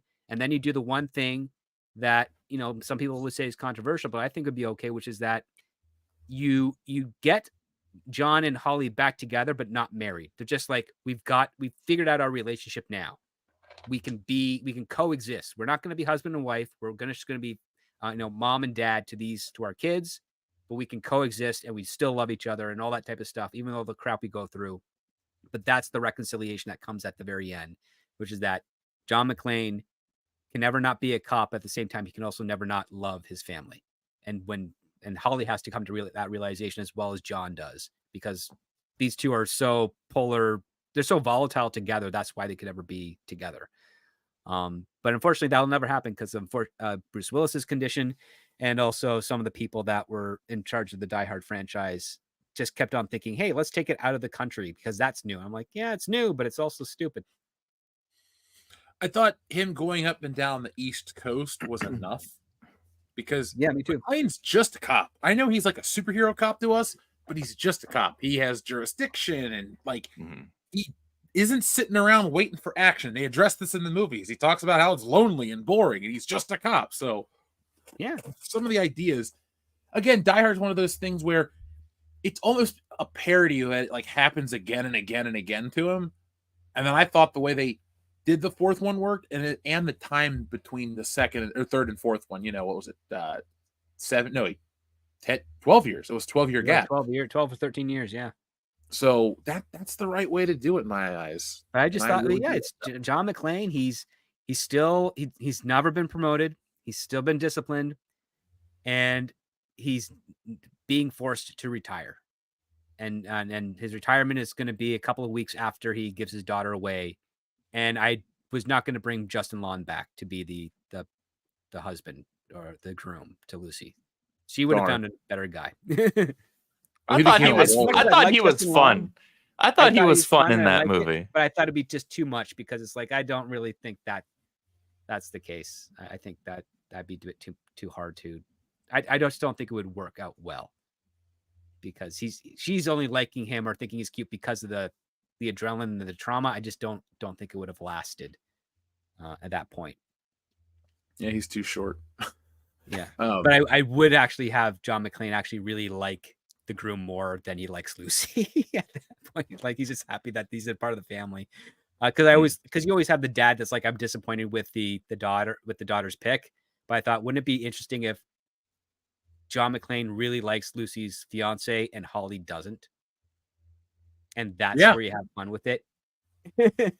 and the groom is nothing like John McClane either, and he's nothing like Holly. He's his own character, but John just likes him. He's like, I'm happy you're being a family. I have no problem giving my daughter away to you. You're a cool guy. You're going to take care of her. She's going to take care of you. You're everything I would have hoped for and thing. And, I guess I raised my daughter right to pick the right guy. Does the son-in-law see any action in Die Hard? Or I now pronounce you Die Hard? Okay. Yeah. Yeah. He actually also rises up to help out, but he doesn't steal anything away from John McClane. Like the way I beated it out is he rescues Lucy and he's like, I'm so sorry. I saw you in your dress before the wedding, but all things considered, you look great. Like, those types of things. And, all I threw in the necessary jokes because I'm like thinking, okay, Argyle had some funny little comments when he was doing his thing, listening in. Al's got his jokes too. Al, of course, would be there. You can't not do Al. It feels weird that he's only in the first two. Like he should have been mentioned in the other ones at least somehow. He kind of was with the dump truck line. Oh, that's true. But I mean, it just wasn't enough. It's like, but then again, in the last two, because it feels like the old ones are like a series, and then these two are just two like add-ons to another series. It's like a video game expansion pack. You can almost, get the full experience without the expansions. Yep, that's a funny way of putting that.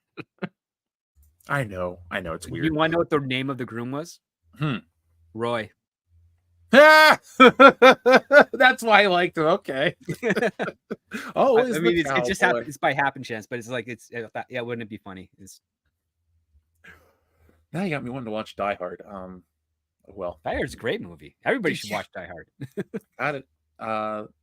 The only thing that sucks about Die Hard, and this is a technical problem, is the way it was shot. I think it's unintentionally blurry through a chunk of the movie. So no matter how big of a screen you watch it on, or no matter how much better of a format you continue to support it on, it's still a blurry movie. And I don't it's not enough to not watch it, but I'm just like, oh man, I wish this shot wasn't blurry. I wish that shot wasn't blurry. It's like, it's not an artistic choice either. So other than that, Die Hard's perfect. I fucking love it. Yep. So Georgian, thank you very much. All right, folks, we're going to read some of these and then we're going to get to our next topic, which is about this. So Georgian says, The Rock peeing into empty water bottles on set, that's truly taking the piss. The people's bottle. Does that make it communal? I don't think you want to share that. Nah, man. Well, what size of bottle are we looking at here? Half liter, 1 at 1.5, the 2 liter Pepsi bottles. Like, it's The Rock, right? What is he filling up? As long as he's not leaving like empty cups, like open lid cups like this full of pee. Actually, it's all gross. I'm joking. It's kind of nasty one way or the other. Oh, dude, I have no look. Let's just talk about this real quick. Is he, a truck driver? God. So, Dwayne "The Rock" Johnson's alleged unprofessional behavior on the set of Red One has led to a significant budget overrun. So, before we get to the pee bottles, pushing the cost to $250 million to over $250. The actor reportedly arrived late on average of 7 to 8 hours daily and missed several full days of production, causing the crew to shoot around him on some days. This behavior is said to have caused a huge fight between Johnson and co-star Ryan Reynolds on the set of Red Notice after Reynolds waited 5 hours for him. The situation has raised questions about the management of the production and the impact of such behavior on the film's budget and schedule. Amazon has denied the claims, stating that the reports of Johnson being late to the sets are false. But, also, too, add to that is he peed in water bottles to save time on set. So, you can be 5 hours late, but to cut time, you're going to pee in a bottle. All weird, all gross. What do you guys think of this? Well, oddly enough, like I feel like those two things don't really line up. I feel like one of those things is true and the other one's not. Which one that is, I honestly couldn't say. I've never worked with the guy. But I feel like the same guy who he's going to try and save time by freaking pissing in water bottles instead of just going to the restroom isn't the same guy that consistently shows up 7 to 8 hours late to work. Right? No. Like that doesn't line up to me. Like if That's you're a if third you're of your not, day late. if you are that unconcerned about time that you are showing up a third of the way through the day, as Script just said, like that percentage of the day late to work, you don't care if you have to spend an extra 5-10 minutes walking over to where there's a restroom to use it. Like those two things do not line up. For me, these are mutually exclusive events. One of them happened, the other one did not. Well, there's a thing called a reset, which it happens after every take. Those usually range from anywhere from 10 to 30 minutes. So that's plenty of time for you to go, drain the lizard, so to speak. As for The Rock showing up late, this is a mentality I've seen with a number of other actors, specifically Russell Crowe, back when he was the biggest thing in town. They just feel like the movie can't start without them, so they'll show up when they're well rested and when they care, instead of doing the normal thing, which is get your rest in after your day, wake up early, meet your call time to work, because every second has a dollar value associated with it. And if you're 8 hours late, that is maybe hundreds of thousands of dollars that you're never going to get back. That is eaten away. And didn't he get like a $50 million payday for this Red Leader thing? And not only that, the Red Notice movies with him and Gal Gadot and Ryan Reynolds, they were poorly received on Netflix, and they didn't do well to actually warrant this deal. But I think this goes to the fact that Dwayne "The Rock" Johnson has a lot of people around him that are enabling his delusion, thinking that he's a movie star, and he's not. None of the movies he's helmed have ever really done any impact. The stuff that he has participated in as an ensemble has done well, such as the Jumanji series and his appearances in the Fast and Furious franchises. But every movie he's headlined, forgettable. Yeah. Nobody really remembers San Andreas. Nobody really remembers that he was in Doom, like that video game. Oh, no, people do remember that he was in that, actually, much to his chagrin. Birthday. I remember that movie. I actually enjoyed San Andreas, and I enjoyed Rampage, actually. He also was in the Die Hard remake. Skyscraper, yeah. Again, but the thing is, they've never taken I enjoyed that, too. The thing with The Rock is, and he was also in Baywatch movie. Oh yeah, oh yeah, with Zac Efron and who was the thing chick is, that they even got? Though that had an ensemble cast, it was very much focused more on him than Zac Efron, and it just didn't work. And the reason being is that even though he was trying to be taking the torch from Arnold Schwarzenegger and Sly Stallone for what they were doing in the 80s and 90s, he did not select, or he was maybe not offered the right type of movies to allow him to be fueled as a vehicle. Nope. I think the same is also true for John Cena, because John Cena can act and has a charm, but he just takes whatever kind of works out. And I think that might have to do a little bit with Vince McMahon picking some of those vehicles for those guys. Yeah, because Vince McMahon produced The Rock's early movies. Like, not just like people think like, oh, only wrestling movies. No, I mean like the Walking Tall and the Rundown and shit like that. McMahon's name or WWE's name is on that. They do have a say in the matter. And you are right. Like, I am a fan of The Rock, the wrestler. You know, he's what he is because he's a cultural icon. But you're right about his movie star status. He's just a recognizable guy. I mean, I still think of him as the wrestler. I don't, as much as I love the wrestler aspect and will literally drive anywhere in the country, fly somewhere if I got to watch it. Like, I like it that much that I have to be there to experience it. I will not go up the street to watch one of his movies. I don't give a shit because they're all the same. He plays the same. He plays himself and he doesn't act. He just like, it's it's like a toned down version of The Rock with the parts of The Rock that are the best gone. It's like no catchphrases, but the eyebrow's still there. He'll do the rock bottom, but like the craziness of the people's elbow can't be put on film, or like the funniness. Like, he's the most boring thing to watch too, because he does not allow, outside of Kevin Hart movies, he is not allowed to have any kind of, not flaw, but like a flaw, or he's not able to have any like humanity where he's allowed to be lesser than Vin Diesel or other people. And now I know firsthand, this is where I can talk about this shit. When I did live out west, I did know people that would tell me stories about Vin Diesel and The Rock and the shit that would go on and who's more of a diva and who else was late. Like, I've heard this story about other actors on other movies that relate to The Rock. So that's why when Andrew goes, I don't think these two stories are the same, I go, oh, 2 years ago, I heard this story about a certain actor who's involved in a Rock movie, and he was late. And this is from a guy who works at the place. So I'm going, oh, I'm going to believe you. You fucking know these people. And so Rock's always just been kind of this, like, he's exciting when he's involved with wrestling. Like, the build to WrestleMania was great. Every week I was watching it. Couldn't get enough. But, like, he's doing Moana too. Okay. I just saw Moana for the first time. Fine movie. No complaints about it. But I'm like, he never had a Terminator. He never had a Commando. He never had any of these like bitchin' movies. The Rock was always in stuff that was like 2 steps away from being awesome. Like The Rundown is a fine movie, but it's kind of stupid, and that takes away from making The Rock a cool action hero. He's just The Rock in a fucking suit. It feels more or less generic. Yes, every one of his movies feels generic because let's say 01, 02 is when his movies start with the Scorpion King and Mummy Returns. Like, those are part of something he works out great, but he's part of an ensemble. He's a small bit player in a Brendan Fraser movie. It's like all the stuff he's a small part of just works.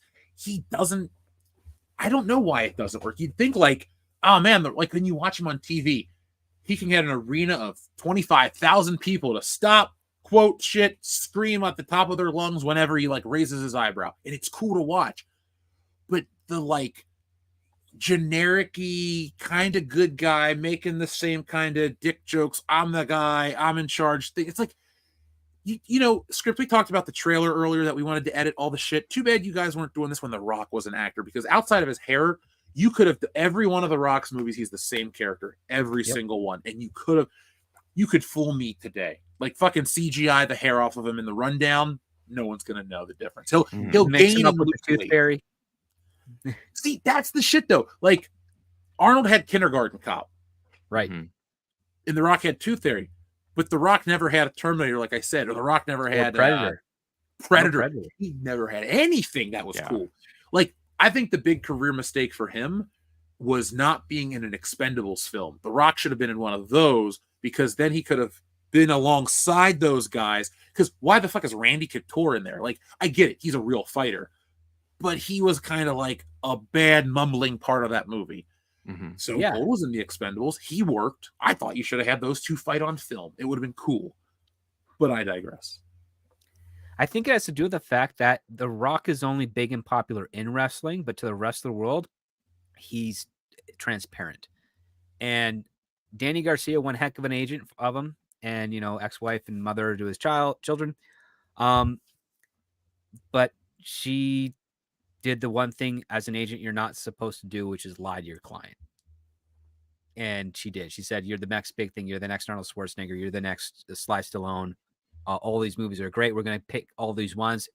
Here's the rundown. This is going to be like your Commando, but it's like small town version. Oh, here's the Tooth Fairy. This is your family friendly thing. This is your Kindergarten Cop. Then we're going to do your Die Hard. You're going to be the next John McClane, but with a prosthetic leg. Like, these are how I can see her or someone like her, a bad agent, pitching these films to win over the actor to actually agree to them, as opposed to doing what Arnold did, which was he got the advice of people that knew how this industry worked better than he did. And he listened to them, and he was willing to play the villain. And then when he was, brought in as the hero, He's just like, okay, I'm willing to play the hero. You show me how to do it, and I will do it. And he learned every step of the way, because you can actually probably draw a better parallel between Arnold Schwarzenegger being a hero and how Clint Eastwood presented himself as a hero. There's some sort of similarity there, even though they're vastly different physically and they're vastly different movies. There's just some sort of approach to how they play heroes and how their heroes are received that runs parallel, even though they're very different. But when you look at Arnold Schwarzenegger in True Lies, you're like, you know what? He's a committed guy. He's doing stuff for his family. And you know, he's willing to bend the rules. And then you're like, well, you know, I've seen kind of that in a little bit of Dirty Harry, especially in the one with him and Tyne Daly, where he gives her the business because she's a meter maid who wants to become a detective. And he basically says, you are not equipped.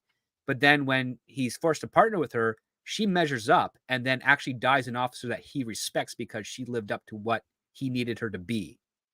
And I think that's the Enforcer, if I'm not mistaken. But I might be wrong. There's 7 Dirty Harry films. So I know it's not the Deadpool, because that's the one with Jim Carrey dancing to Welcome to the Jungle. Right. But that's kind of the thing. Like, there's this maturity that's underneath it. But The Rock doesn't have a maturity. He has an arrogance to him. And it can work in a villain and an antagonist aspect of him. But the only time I've ever really seen him act was in one of the worst movies ever made, called Southland Tales. Yes, that's shit. Thank you so much for saying that. I hate that movie with a passion.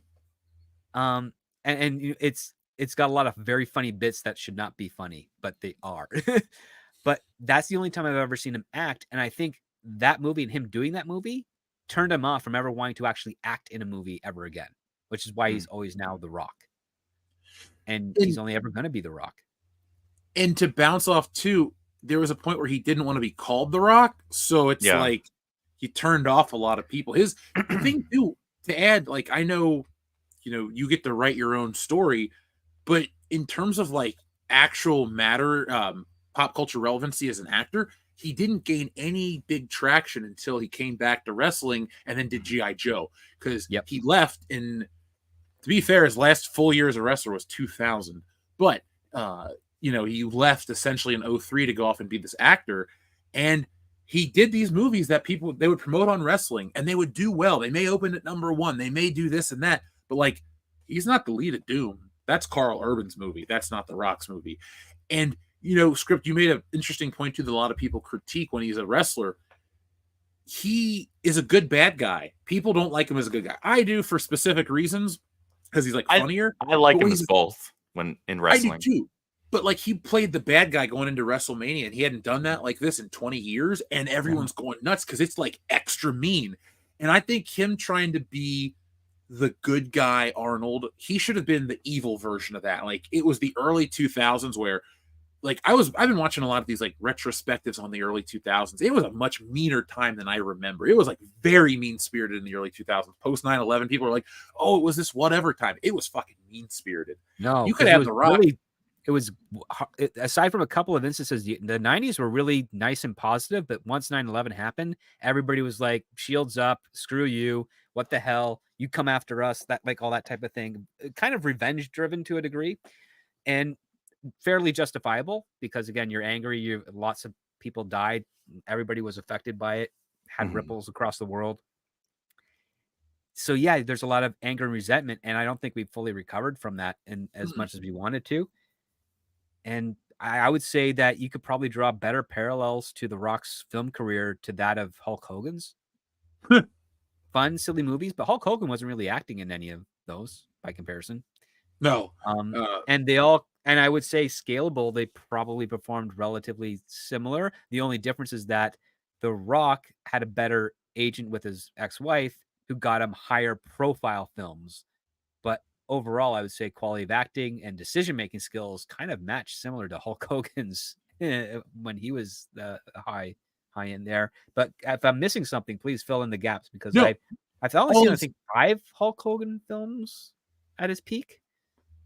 Because I'm not disagreeing. I was going to say, like, Mr. Nanny is definitely the Hulk Hogan version of the Tooth Fairy. That is the 1-to-1. Like, they all got to do the goofy, like, kind of like how the black actors all do their Beverly Hills Cop clone. You know, Chris Tucker's got his Rush Hour. Martin Lawrence has got Blue Streak. You could keep picking that. Will Smith has that. Well, Will Smith is a little different. My point is, though, they all follow these like trends.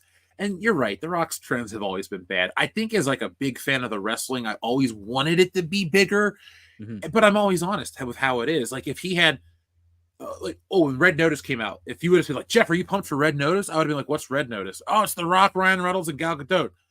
I'll give it a watch eventually. Only one of those three people are really good actors. Yeah, I'll give Ryan Reynolds that. I really like him in a lot of stuff. I've wanted to watch that just because it has three people that I really like in it. It's kind of like when I've heard it was meh, but I still want to see it. Well, it's great when you get all of the, it's like wrestling. You get the three biggest stars in the world together in a ring, but their match sucks. That's why Ric Flair and Hulk Hogan never had a WWF run, because they tried it and it sucked. So it's like, oh, well, there we go. And that's The Rock's film career in a little bit. But like the one thing I wanted to add to that is he's been talking about showing up on Netflix for Raw. And somebody sent me a clip the other day, our fifth member of the channel, and he had said something along the lines in The Rock, pronouns, pal. The Rock said about how he will probably be at the first year of Raw, meaning 52 weeks of a Monday Night Raw thing as part of a Netflix deal. I was wondering if, because he had, interactions with Netflix, if this is a way, or a contract with them or some kind of deal, if this is a way to kind of like honor other arrangements, because now Netflix and the WWE are one. And I think we're slowly seeing The Rock go away as the actor, because it worked, but it's over. Like, I think he's aware of it and everyone's aware of it, because, we may not like the decisions of the film, but I do believe that somebody involved with him is aware of where he is.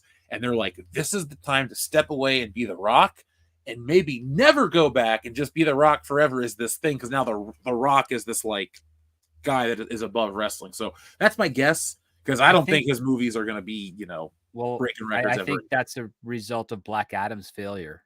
Yeah. Because he hasn't been in anything after Black Adam, as far as I know. And if he has, it's gone so under the radar. And also, that was the highest grossing movie he led ever in his career. And it was only like 400 and change worldwide gross. Mm-hmm. Yeah, it lost money. I think finally, after 20 years in film, he realized he was never meant to really shine in that regard. And he went back to the one place where he will always be loved as a face or a heel. Mm-hmm. And I think that he needs that more for his ego than anything, because he's not getting it in Hollywood. And guess what? A lot of talent, like talent that's better than The Rock's, has washed out of Hollywood for a multitude of reasons. Either it's a burnout, too much temptation to compromise their character, abuse, or they just don't like the schedule, which is that you work maybe once, if you're lucky, every couple of years. Mm-hmm. And you got to live off that one paycheck for a couple of years. It's got to be. I mean, The Rock, I got to believe The Rock has the benefit of like royalties for certain things. Oh, dude, when he was a wrestler, they were making bank. Him and Stone Cold, they released those numbers. Like, one year they made 10 million, the other year they made 12 million. And this is 99, 2000, where those dollars are a little more. Those dollars stretched a little more. Yeah. Even. And that was just 1 year recorded. The years before, they were in the $1 million club, because even though wrestling's scripted, if you're the champion, they pay you more. So I don't get it. Like, they choose who you're going to be, who's going to be the champion. Then they pay you more, even though you only carry a belt and just do exactly the same things you did before. Long story short, Rock was a multiple time champion, X, Y, and Z. I guess I'm sounding like a selfish fan here, but like, go back to wrestling. That WrestleMania match was awesome. Like, go back. If you didn't watch it, folks, and you don't like wrestling, fine, don't watch it. But if you're curious, there's no old man blow up. Like, Stone Cold came back. That was a cool, triumphant moment. The Rock's was better. He can still wrestle. Maybe one match a year. Bring it on. Just stay on TV and cut promos. Like, that's it. That's what The Rock needs to be. Or even like, I mean, what would make me happy, because I liked when during that period of time in the 2010s, when you had him and Cena kind of feuding, he did work a few larger matches, right? A few different pay-per-views. He wrestled Punk. He did the tag team match with against R-Truth, right? Yep. And then you did the Cena versus him match as well. And then they obviously they did that again the following year. So even if he just does some of the biggest pay-per-views, so like do WrestleMania, do Royal Rumble, maybe, and maybe SummerSlam, like that would put me as The Rock's always been my guy since I was a kid. So that would put me over the moon, and I'd watch week to week again. Dude, I bet there are a lot of other people like that.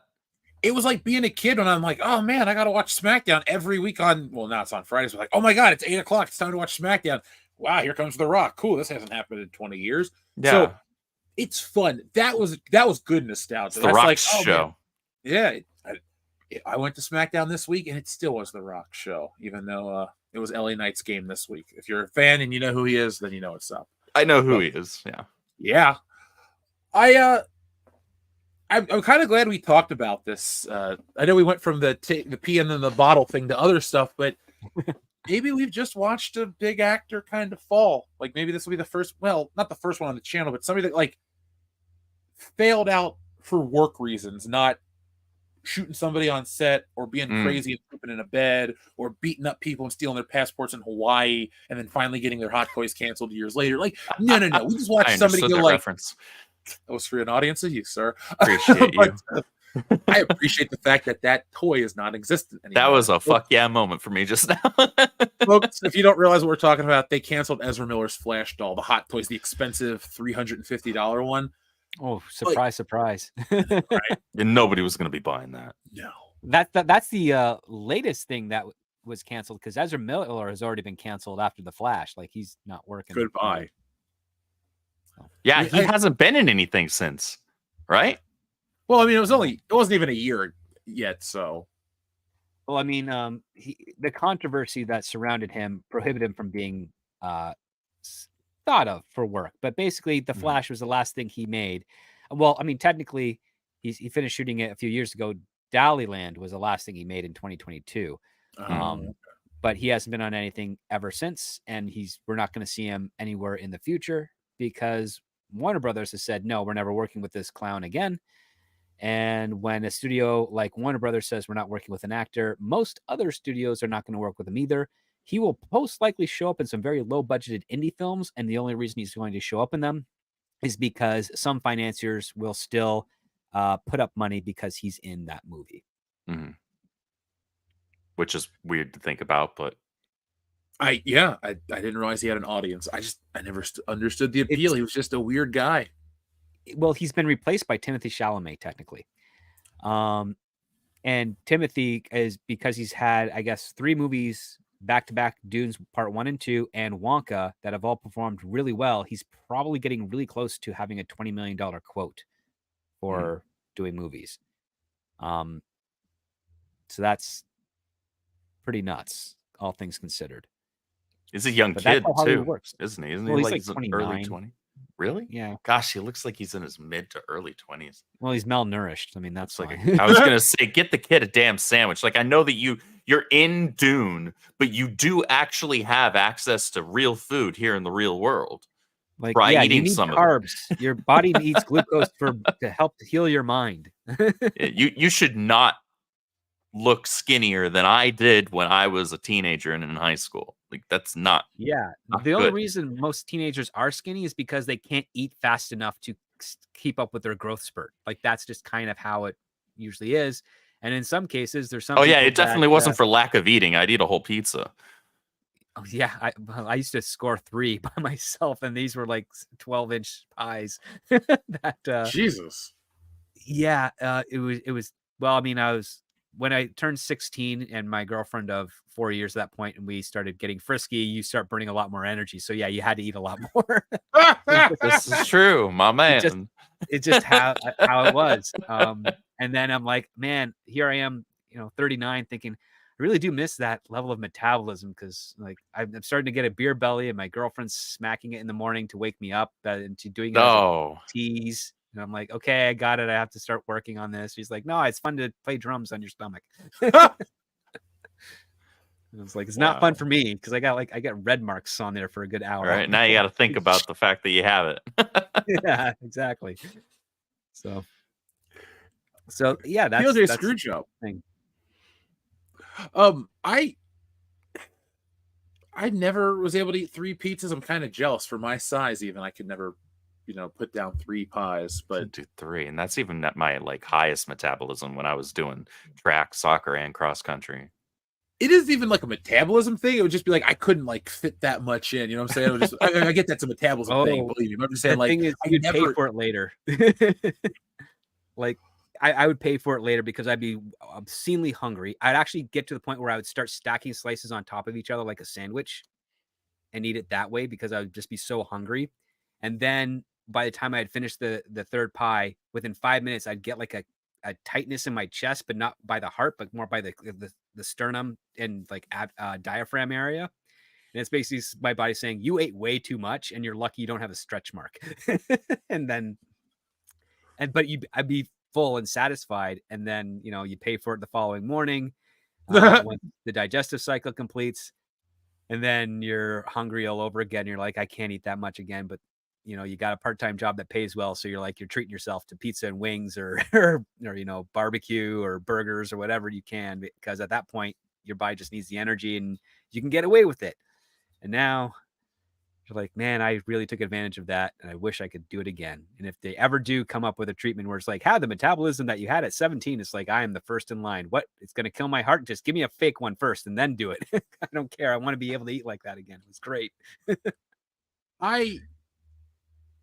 I guess I had that in my summer where when I worked for 7-Up because it was such a physical job. I tested it out. I would eat donuts intentionally. I was like, I wonder how I'm going to look if I eat donuts this summer and just work this job. And I stayed the exact same. I was like, oh, so the next summer I ate less and looked better. But I was like, that was the one time in my life where I could get away with that shit because stacking pop sucks.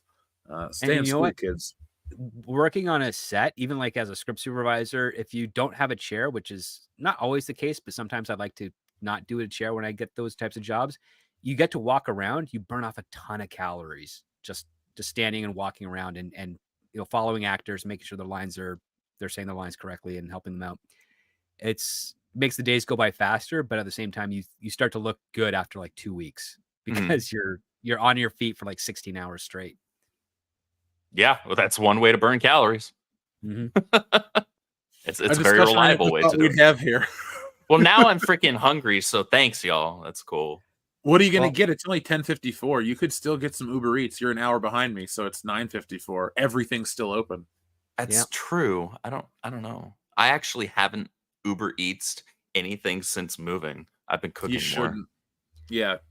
I've got steaks in the fridge, so I'm going to probably... Yeah, I've got some steak in the fridge that I'm going to cook put tomorrow. Put a sandwich on it and nibble on that. You're going to have a Bloody Mary, a steak sandwich, and a Bloody Mary? Something like that. Or a steak sandwich. Oh, TLJ Screwjob. This is fun because we get to talk about Alien. He says, I saw Alien for the 45th anniversary with my mom and stepdad. My mom isn't really into horror, but glad to see her reacting to jump scares. There was also a little interview with Ridley Scott, director of Alien Romulus, and the director of Alien Romulus, asking Sir Scott questions. Entertaining as well. Interesting. That's on my list of movies to see this year, actually. Same. I'm curious about it. I'm curious because that trailer was pretty good. Pretty well done. And the fact that they said that it's almost entirely practical effects, that is what piques my interest more than anything. Because I love me some really, really high quality practical effects when it comes to monster movies. That makes me super happy. Because I grew up watching the original Alien movies and Predator and all that. I'm a Stan Winston guy. I love all his animatronics. We're living in the age where they're realizing that the emotional connection to a digital thing isn't there. And so to elicit the emotion that gets people to see these things to spend the money, it has to be done in a real way. Mm-hmm. And so it's cool. Hopefully, this is a ripple effect. I know CGI is expensive too, and that's probably the real reason why. But it's just nice to be like, oh, okay. Because we had perfected a lot of things, and I know we were on the I think we were on the cusp of getting animatronics to the point where we wouldn't have needed a lot of CGI because it's look at Total Recall. The animatronic work in that movie is awesome. The big Arnold head that opens up, or when he's on Mars and his eyeballs bulge out.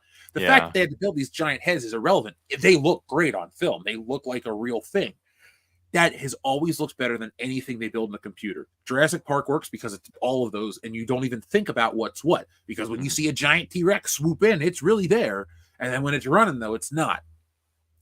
I want Alien to just capture that scariness. Yeah, the cyberpunky James Cameron-y version is cool too, but I like the first one, and I'm hoping we get more of that. And TLJ Screwjob, I'll give you a story. I don't know if I've told this story. I mean, I've told this story on there, but I don't know if you've heard it. My mom, she used to date a guy that worked at Kenner, and Kenner made the Alien toys.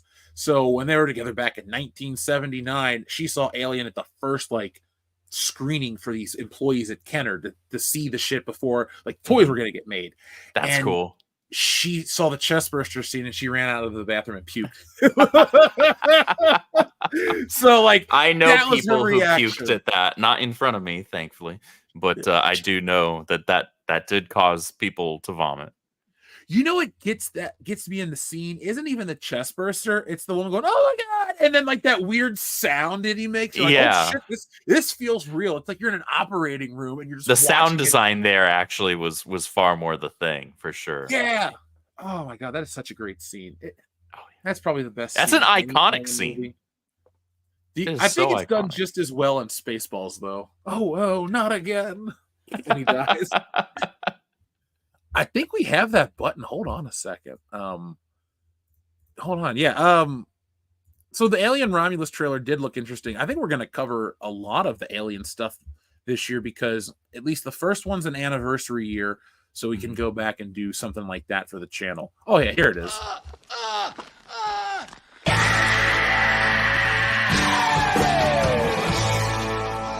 no, not again. I love that. That's great. I do too. Yeah, folks, we will have Alien Romulus. That'll be a day one review, like King Kong was, and these other genre pictures that you guys like to hear us talk about. We will cover all of that. Making me want to go see that movie for a third time in theaters. Oh, you saw it twice already? Nice. I did, yeah. I saw it twice in the span of a week. So when I was out to see SmackDown on Friday night, it got out about 11 o'clock because they did some bonus matches. And I was like, guys, if they're showing Late Night with the Devil, let's go see it. And we had just missed, it was 50 minutes. All of our theaters do 30 minutes of preview. So if you're 30 minutes late, it doesn't matter. You'll never miss the movie. I pretty much set my watch to it personally. But we were too late, and I was like, you got to see every second of this movie. So I had been thinking about it, and I keep thinking about it.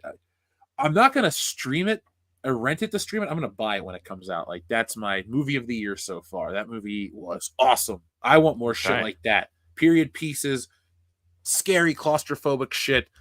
But I also like horror movies that are set in a normal setting. I hate gothic horror. There was this Guillermo del Toro one that came out a couple years ago. They kept showing the trailer for, and I hated the trailer and I hated the movie. I think it had Tom Hiddleston in it or something. And I just wanted it to go away. And I'm glad it flopped because I hate shit like that. Oh man, I like Hammer horror, but for the women, not for the fucking atmosphere and the actors. So TLJ Screwjob says, speaking of Commissioner Sean, I hope you keep your smile. Oh, I will. The Heartbreak Kid will bow down for no man. Yeah, Shawn Michaels. I love the character, but man, that real life guy back in the day, he also sounds like a fucking diva. But we'll save that for another time.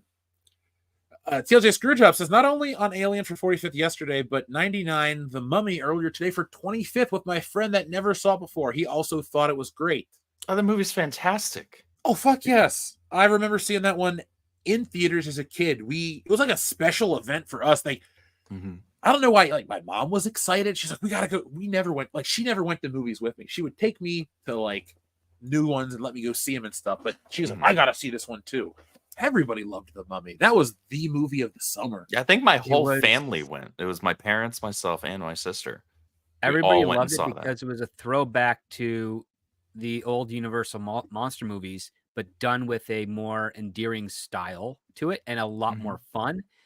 And I remember it was 2008, which was after The Mummy 3 came out. And a lot of people were saying, man, we really missed the mark on the Mummy franchise because we could have done other movies. We could have done The Wolfman better. We could have done Dracula. We could have paired them all together. Brendan Fraser could have had a crossover. We could have found a counterparts to him of other heroes battling those monsters. And then they were already talking about like crossovers or multiverses at that time. Not really multiverse, but just crossover stuff. Yeah. And they're like, yeah, we really dropped kind of a the ball cinematic there universe type thing because we just didn't get it. And then lo and behold, another 8 years later, they're like, yeah, we're going to try again with Tom Cruise as the Mummy. But they brought in Alex Kurtzman and big convolution there, and that just didn't work. And now they're trying it for a third time, another 8 years later, almost with Blumhouse doing it. But they got a better start because their Invisible Man movie I thought was okay. It's a pretty with Elizabeth Moss, right? Yeah. I actually enjoyed the Tom Cruise Mummy more or less. I was like, okay, like I'm not mad that I saw this, but I haven't seen it since. I was like, I'm not mad that I spent money here. And that's usually like I'll watch any Tom Cruise movie at least once, right? And 9 out of 10 times at least, I'm gonna at least have a good enough time with it that I'm not gonna be mad about it. But nothing's gonna ever capture the magic of those first 2 Mummy films from the 90s, man. Like those were chef's kiss. No, I love Mummy those Returns movies. is solid. Not as good as the first one, but still solid. Oh, the first one's magic. First one's absolute magic. And I know people would say like, Jeff, Star Wars Episode 1 was the movie of the summer, or The Matrix. One thing you got to remember, The Matrix was an R-rated film. I was 10. Wasn't going to see The Matrix in theaters at 10 years old. Sorry.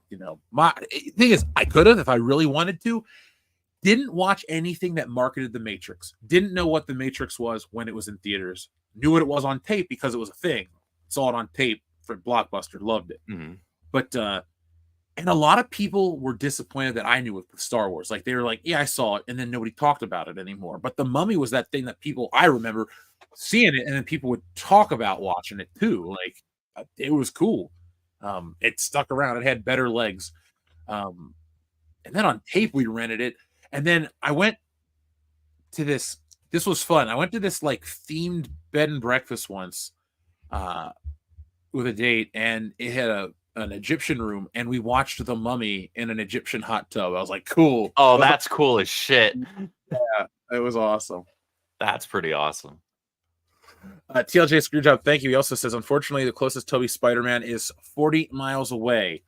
Yeah, Spidey 3 is not worth 40-mile drive. No, But definitely not. Somebody posted all these them in the theater pictures of them seeing Spider-Man 2, and I never had FOMO as much as I did. I was like, oh man. Like I remember it was the shot where he is about to lose his powers. It was right after the J. Jonah Jameson's son party. Yeah. And he has to take a picture of the wedding announcement, and it just has that really cool CGI shot of him swinging. I'm like, oh, that was my favorite shot. Because that was when like the CGI models were obvious still and still are, but they looked really, really good. So it was like watching the best video game graphic you could imagine. And so I always liked those shots. And so seeing those on the big screen were always my favorite. I was like, yeah, it could look more realistic, but it works. They could have done a composite because I saw test footage from the early 90s where they had a guy not in a Spider-Man costume, but like a really cheap looking one. He was in front of a green screen. He had a harness on that wasn't held up by wires, held up by an arm that was also painted green. And the whole thing is that the arm actually dipped into an inverse parabolic arc. So he's swinging. So it makes him swinging, but it's basically does it in a rotation. So he's just kind of going up and around in a circle. And then the actor or the stunt guy had to imaginary web sling. And the whole idea is that they were going to composite in web shooters shooting webs at that point, and they could do it at a number of cool angles. And I'm like, that probably would have looked a bit better instead of the CG model, but the CG model would probably have been cheaper and faster to do, or safer to do. Not faster because of the rendering time, but safer to do. And now I'm looking at today with you got your stagecraft, and you've got a lot more advanced technology to make that work. So why not just get a stunt guy in a Spider-Man suit and have him kind of mime web swinging as you need him to, so it's an in-camera shot and composite it that way, because it's going to look it is generally going to look way better than a CG model, because the CG model is always going to be off in some regard. There's always going to be something off on there. And what's funny is Corridor Crew unearthed an old chroma key technology that had been not necessarily forgotten, but has been very expensive to replicate. But now with current cameras can be replicated, and it's probably going to dominate. And it's kind of like a yellow screen effect. And it allows for transparency, which means that if you wanted to have transparent webs, it wouldn't block out the background if you were keying it. Oh. And Okay. it actually has way cleaner lines and everything like that. And you can, again, if you have a yellow background, a red and blue costume won't accidentally have bleed over for keys, even with an alpha channel. So, I mean, it makes it a lot easier to do it. And I'm thinking, yeah, if you can pull that off, that'd be really cool, because as ridiculous as the 1977 Spider-Man live action series was, some of the actual web slinging that they did get in there, the very cheap ones, still looks all right. And it's still, I mean, because there's an actual guy on a when you look at it in going from context building. and through the lens of the time that it was created, Yeah. yeah. And I I've would seen like- amateurs do the stuff where they literally are they're on a rope and they're swinging and landing on a car in the shot. And it's so dangerous and stupid, but it looks good. I want to see a low rent, and I don't mean low rent isn't like cheap, but I want to see a Spider-Man movie made where it's not a CGI puppet, because I can tell, and that takes me out. Like the Tom Holland movies that everyone goes on about, he's like, I don't even know how much is actually a guy there in a suit versus how much is just a CGI puppet that moves around. And I don't mean just like the jumping around shots. I mean like shots where he just turns around and looks and his eyes blink and shit. Like, do they just build that in a computer and is he rarely in a suit? It's because the blending looks super off with the MCU Spider-Man films. Like I was gonna make this comment. The blending in the Raimi trilogy, to me, looks better than the blending for the MCU Spider-Man films, because it's so much more obvious to me, anyway, the CGI moments in like the Holland trilogy than the Raimi trilogy. It just looks way more out of place. Yeah, dude, the shot in the first Spider-Man movie where he's in the fire and he's got to jump from the bat, not the batarangs, the razor bat. Sorry, I knew the name was with bat. That I thought that was a guy in a suit that they slowed down. And then when I bought the box set and it gave you that little film cell, it's like CGI model, whatever. I watched that back on 4K and I'm like, that still looks like a person. Like it still looks really good. Because it got the weight. Maybe because it was in slow motion, but it had the weight and the timing down right. I think that I won't say the first Spider-Man has the best CGI because it doesn't, but the second one has some really hokey CGI, and I hate to watch it. Like the shot where he's fighting Doc Ock and he gets shot into the sweatshop and he like shoots his webs on the window and pulls. That looks so shitty. Like it doesn't match the other CGI models, and it doesn't match the body because the head looks like a cartoon. It's perfectly round. And those always take me out of the movie, and they always have. I don't know why the Spider-Man ones look so bad.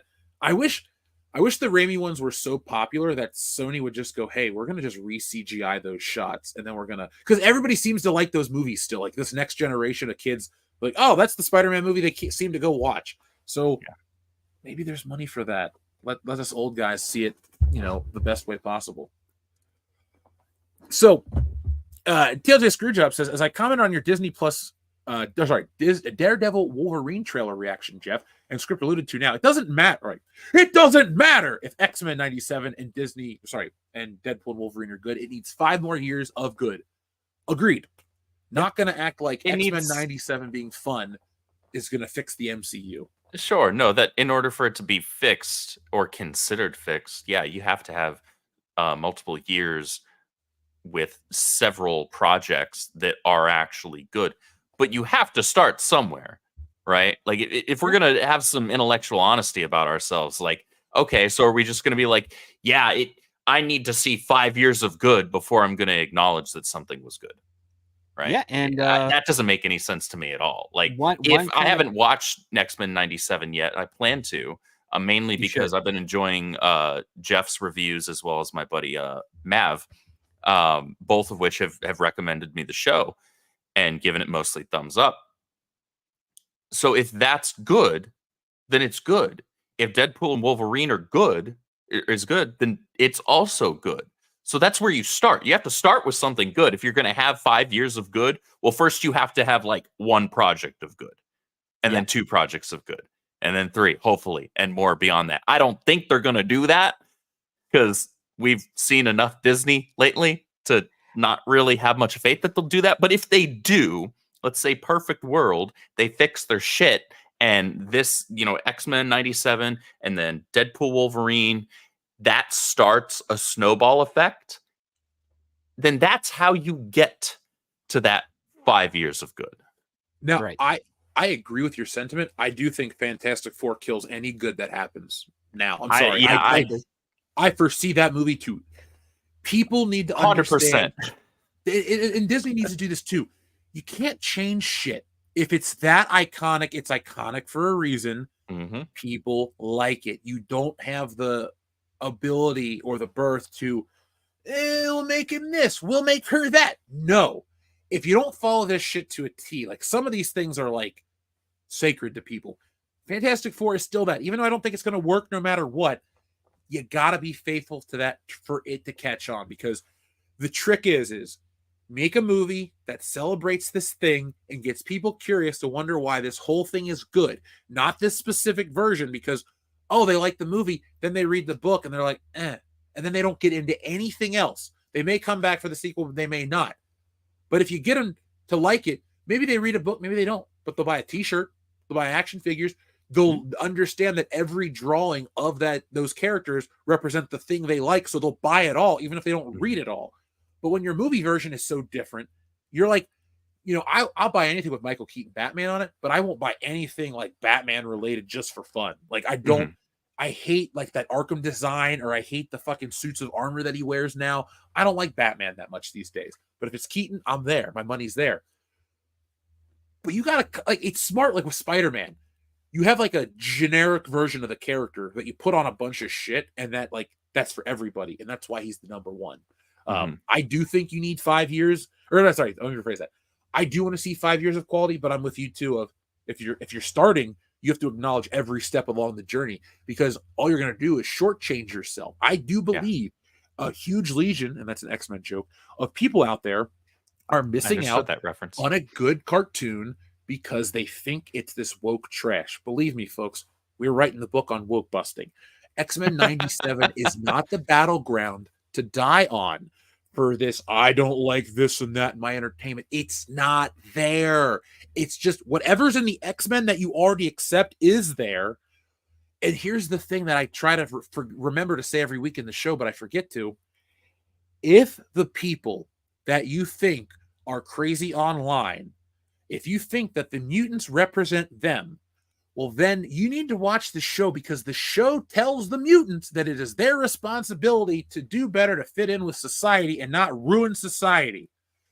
So therefore, if you think that the people that would classify under the woke category are the ones that are going to be these victimized whatever and made to be like this, and people that are the regular class of whatever are going to be painted as the bad guy, no, you're not getting that. You're getting the X-Men fighting other villains, and the government's kind of on the X-Men side, but other shit's going on. Like, it's Morph is not some transgender allegory. He's annoying. No. He's the worst character on the show, but he kind of got. I think they gave him a new power too. He can apparently adopt the mutant powers of whoever he changes into, which I thought is weird. I don't know if Mr. Sinister gave him that or if that's part of his natural mutation. But you're not wrong. Listen, the shoe may drop and it might go that way. But so far, it hasn't. Wasn't the finale tonight or tomorrow? Part one of the finale is tonight. That's right. Yeah, part one of the finale. That's right. Lenore Zahn replied to my question on Twitter, and she has confirmed that they have already voiced season 2, and they'll be going back for corrections and looping soon. So you were already going to get 2 seasons of this for sure. Mm-hmm. Whether or not we get a 3rd season, I don't know, because the showrunner was unceremoniously fired, and we haven't received any definitive reason as to why yet. No scandal has reared its ugly head. So either he did something which Disney didn't like and thought was going to fail and has now had the opposite effect. And are they going to bring him back in a James Gunn maneuver like with Guardians of the Galaxy? Probably not. But whoever they get to succeed him, it's going to be a tall order to recapture those first 6-7 episodes that have done so well with the fans and with new audience members. They're not in a subsequent season. Yeah, because I don't know, like you, I know exactly what you know. This guy or whoever made the decisions, like the Lewalds are involved a little bit. We've had them on the channel. Again, all they're doing is capturing X-Men. Like, folks, this is how I would break down what the X-Men cartoon from when we were kids are and what 97 is. The 92 version is you took the then current X-Men, but you made a show that encapsulated everything ever, and then even put them in classic stories. It wasn't this multiverse bullshit where you have to have 70s X-Men time travel to do this and to that. No. They just took the current team and they put them through stories. That was hugely popular. This show is similar to that, where they take the design aesthetic and that team and they keep putting them in other classic X-Men stories. And that's all this show is. It's not, there's no trick to it. It's like why the Spectacular Spider-Man worked. You took a newer art style, which is debatable. Some people like it. I think it animates well. And you put him in classic Spider-Man stories, and all you do is adapt him. That's all these superhero cartoons have ever been and all they ever need to be. They don't need to be crossovers for McDonald's toys. They don't need to tie into streaming services. They don't need to tie into all this other bullshit. Literally all you do, if you make another Batman cartoon, mind the shit that you never adapted from other comics. Just that's it. I don't need to hear a damn Batman story that's an allegory for some bullshit that happened. I don't care. Just give me Silver St. Cloud or give me classic stories. That's what X-Men 97 is. And if you're going to do a new Spider-Man cartoon, it's not about capturing the theme song and all this other bullshit, which is part of the trappings. You need that there. But you just need to take the character that everybody knows and likes, the version that everybody knows and likes, and put them in the stories that they haven't been to yet. And that's it. And you can even continue this trend. If there were good X-Men stories to follow into the future, you then take this 90s team and let's just stop calling them the 90s team at this point. They're the definitive X-Men team. You might be a purist. You might prefer Nightcrawler and Colossus. You may think Kitty Pryde is the best female team member. You might be wrong. You are. She sucks. You are wrong, yeah. You're wrong. At this point in history, though, you got to accept that 90s styled X-Men, those suits, that aesthetic, everything. That's the iconic look. That's what. And it took that's what most people think. And it took 30 years to get there. But black leather on film doesn't work. Blue and yellow suits on film doesn't work. Why has every wave of this action figure series sold out? Why is this show watched highly? Why do people go back? Because again, and I'm saying this on repeat for emphasis here, you take the thing that people like and you put them in new situations and people come back. It doesn't matter if it's the same Wolverine figure in a different package. It represents the character that everybody likes doing more cool shit. And that's all this needs to be. We have overthought how to produce shit for so long. And that's why X-Men is a breath of fresh air. It is not people trying to reinvent the wheel. It's the wheel going again. It's just the wheel rolling. It's just the wheel rolling. It's doing what it was designed to do. And it's beautiful, man. And we need more stuff like that. You never need to deconstruct. That's what I want to say. You never need to deconstruct these things. Like we were talking about Die Hard at the beginning, trying to deconstruct McClane a little bit. It doesn't really work. Sometimes you need him to just be the thing. We don't need to have our things from our childhood deconstructed. I hate that trend in entertainment. You know, if you're Watchmen, you're going to adapt that. That's fine. That's part of what it is. But trying to make everything a deconstruction post-Dark Knight ruined superhero movies, and then everything became a joke. Let's fix that. Let's finally, we got the proof that it makes the billions of dollars, and we know that people like this shit. Let's create the definitive versions of these things, and let's finally have long-form versions of entertainment that have characters that people like that can keep on going. Now, of course, you can spice up costumes or do stuff like that, but if people like long-form narrative, stop giving us 5 TV shows with character. Just commit and just keep making. If it works, just do long-form stuff and keep us going with these people. No one's going to complain until it gets bad. So that's up to you. That's my X-Men 97 rant. I'm looking forward to watching the show. Loved it. Yeah, but It's never to take a dig at any other YouTuber or anything like that, but so many people keep coming to me, or so many people post in my group, or so many people post in other groups that I see. This show's not woke. Why is everybody saying this? I see it a couple times a week. Come on now. Stop acting like everything's that bad. If it's that bad, we're going to be the first people to tell you about it because we've been doing it longer than everybody else. We're not changing our tune. We're just telling you that this one, it's worth losing the subscribers over because I'm not going to worry about, the integrity. That's more important. Mhm. It's not assumed affirmation. It's just honest review. I mean, that's the thing, right? I mean, listen, everyone on this panel could score tons of points with other audiences and say, hey, yeah, this show is terrible. It's woke. It's got all this agenda underneath the subtext. Let's dissect it and break it down. But it wouldn't be genuine. Yeah. And it feeds into something that it's like, no, this is the opposite. When something actually does something kind of close to right or right, you should kind of reward it, because that's how you get change. And it took 4 years for Hollywood outside of Disney to figure that out. And now they're on their way. And I would say this, the boat has turned. It now just needs to pick up speed. And however, it's going to take a long time for that to happen. But guess what? Disney's the tugboat that's being left behind. And they're not going to be able to catch up because their captain is literally Ahab, and his white whale, aptly appropriated with a rainbow haircut, is guiding him to his own demise. Well said. Well said. Yeah, I'm genuinely looking forward to watching it. I just haven't had the chance to yet. It's on my list. I'm racking up a list very quickly of things I need to watch. I need to watch that. I need to watch Knuckles. I'm gonna go back and try and rewatch all the Godzilla films this year. The runtime of the episodes are closer to 30 minutes than the traditional 23 minutes from the 90s series. And in the 90s series, every season was 13 episodes, but minute for minute, you have the exact same content length of a traditional 13 episode season that you do with this 10 episode one. So you're actually not missing any of the momentum from the 92 series to this one here. You're getting essentially the same amount of content of 13 episodes just in a 10 episode format. And I'm like, it seems a little odd in the numerical value, but overall it's like you could probably binge those 4 seasons plus this one and realize, you're kind of seeing around the same amount of story and depth as you are on the shorter, quote unquote, shorter seasons than you are on the traditional ones from back in the day.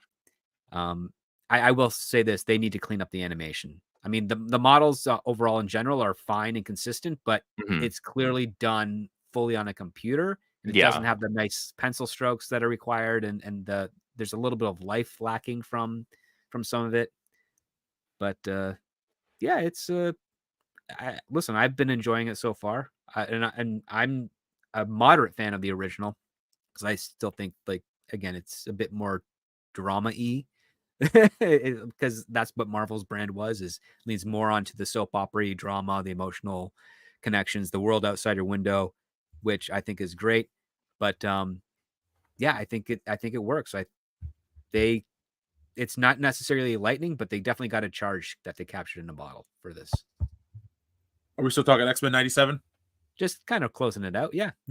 Cool. Just wanted to make sure I needed water. I don't know if it's allergies still, but I was super dry and my voice sounds weird that way. So, no worries. I'll be back tomorrow, folks, to watch X-Men. We were getting close to the end. And like I said, I just wanted to make sure we can get these whole series out and follow these shows as we continue to do more series and shows. I got to do Fallout. I want to do Shogun, but I'm watching. So you ever heard of the show Evil? Have you heard of that one with was it Mike Coulter? It's on Paramount Plus. No. Yes, I haven't seen it though, but I have heard it. Saw a trailer for it for the first time yesterday, and now I put it on the top of my list because it looks cool. So that's the hard part about doing this. It's like, watch the stuff to talk about it, to grow the channel. Love it, no problem. But there's only so much time, and you're like, man, but I could really go for an episode of this show about, right, monster of the week with a priest and a sidekick type of thing. Like, that sounds cool to me. That does sound pretty cool, actually. You said it's just called Evil? Evil, yeah. It's only on Paramount Plus, but it's just straight up Evil. I love adventure of the week style stories. I know people today like the long form narrative, and I do too in certain things. But for that hour long, like Star Trek, it's just another adventure for the crew, and I love that within 1 hour the story gets resolved, and rinse and repeat. I know a lot of that's made for syndication. That way you can show episodes forever and all that crap. But I do like that kind of storytelling. I'm not saying we need it all the time, and threads between episodes is great too. But there's something like simpler and purer about Adventure of the Week. I don't know. Maybe it takes me back to just being a kid. Fair enough. Xavier DeGott says Evan said he would return as the Human Torch. I'd watch it. I don't really want to see him back though. It'd be kind of weird. He's Captain America. It would be strange at this point. Like, I liked him as Johnny Storm in those movies, even though those movies aren't good. But he's Steve Rogers. That's who he cemented himself as. Yeah, and he did a great job. When I read Captain America comics, I try to think of his voice, but it doesn't fit. I think his voice fits him, and when he's playing Captain America, it works. But I still think of Captain America as having a much more like heroic, bombastic type of voice. Kind of like how he does in the cartoons, that like over the top voice works for Captain America. I picture that with a freaking Brooklyn accent. So I do forget he's from Brooklyn. That is important. But he's from 1930s Brooklyn. So he's like Jimmy Cagney?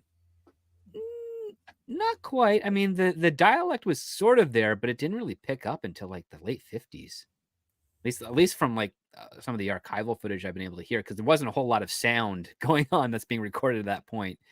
So you only get bits and pieces. But there was this one movie, I can't remember the title of it was, but it was definitely late 40s, and it was literally about a guy who was raised by academics, and he's kind of exploring New York, and he's trying to understand slang, and he's basically doing a research on it. It's a comedy, and gosh, I wish I could remember the name, but he would go into various parts, and so you would get New Jersey, you get Brooklyn, you would get Queens, you get the Bronx, you get all those type of little accents, but in the movie itself, there's played up for the extremes by like the blue collar workers, but then the white collar workers would be a little tempered, and that was kind of like the joke that was being brought on there. And I'm wondering, like, I kind of want to see Steve Rogers with a thick Brooklyn accent. I think that'd be funny, because it's like it's gonna be without the attitude, right? Like it's not gonna have all the other stuff. So it's like, how would that work? I'm trying to like hear it in my back head. down. You get to the wall, you tell them, no, you move. Like that would, oh my god, that with him having wings on his head, that would be, imagine that voice coming out of the Matt Salinger Captain America from 1990. I think that'd be a parody. Might sound like a parody, but it might work. They never know, because he's got some speeches, and it's like, okay, let's picture that with a thick Brooklyn accent. Maybe it would sound like some of those firefighters and cops you'd hear post 9/11 when they give the speeches and stuff, something kind of like that. Yep. I guess it'd be the closest thing. But you would use the older dialect. I understand what you're saying. I'm just trying to hear those words. Part of me wants to like do that, because I'm gonna be visiting states ideally before the end of next month.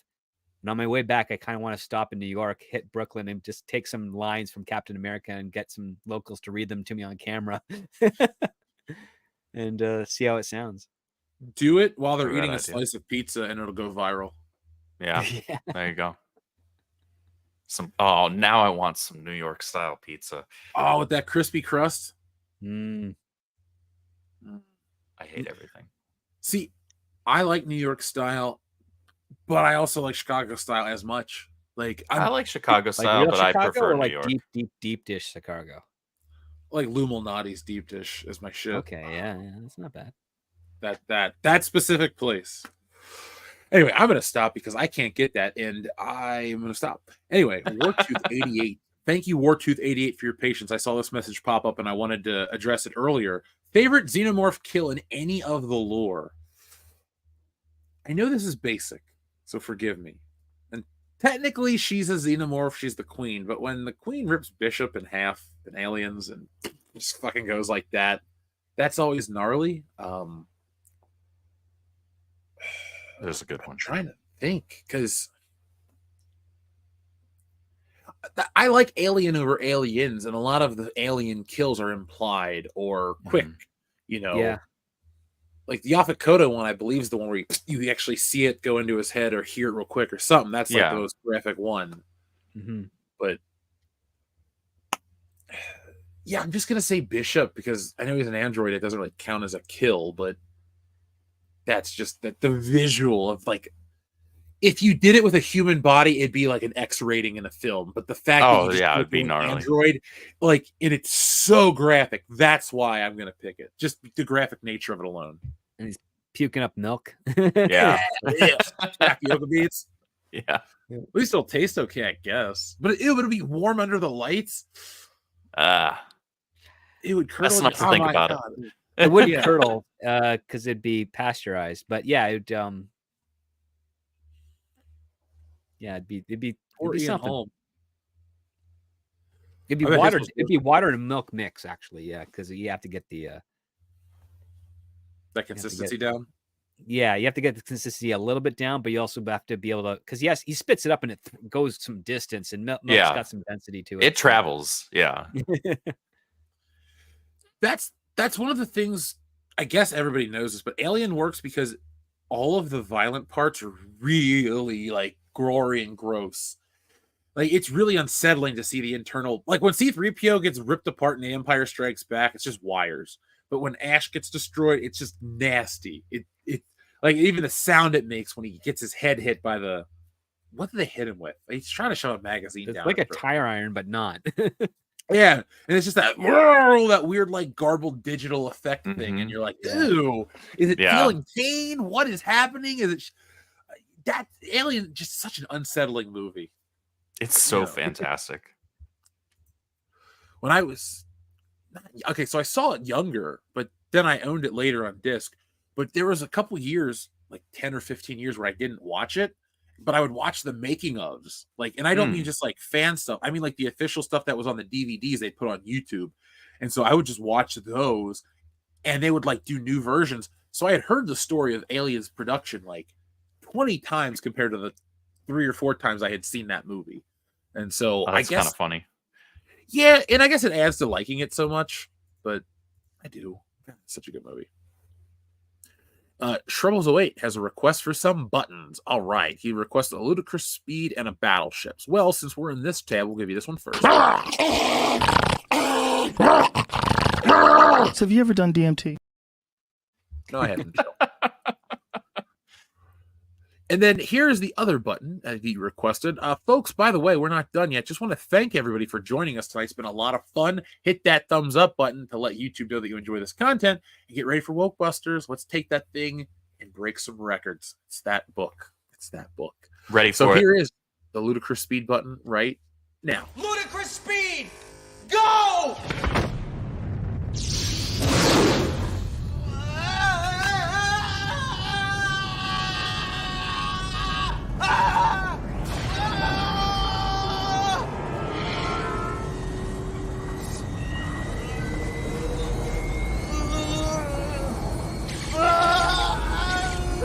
What have I done? My brains are going into my feet.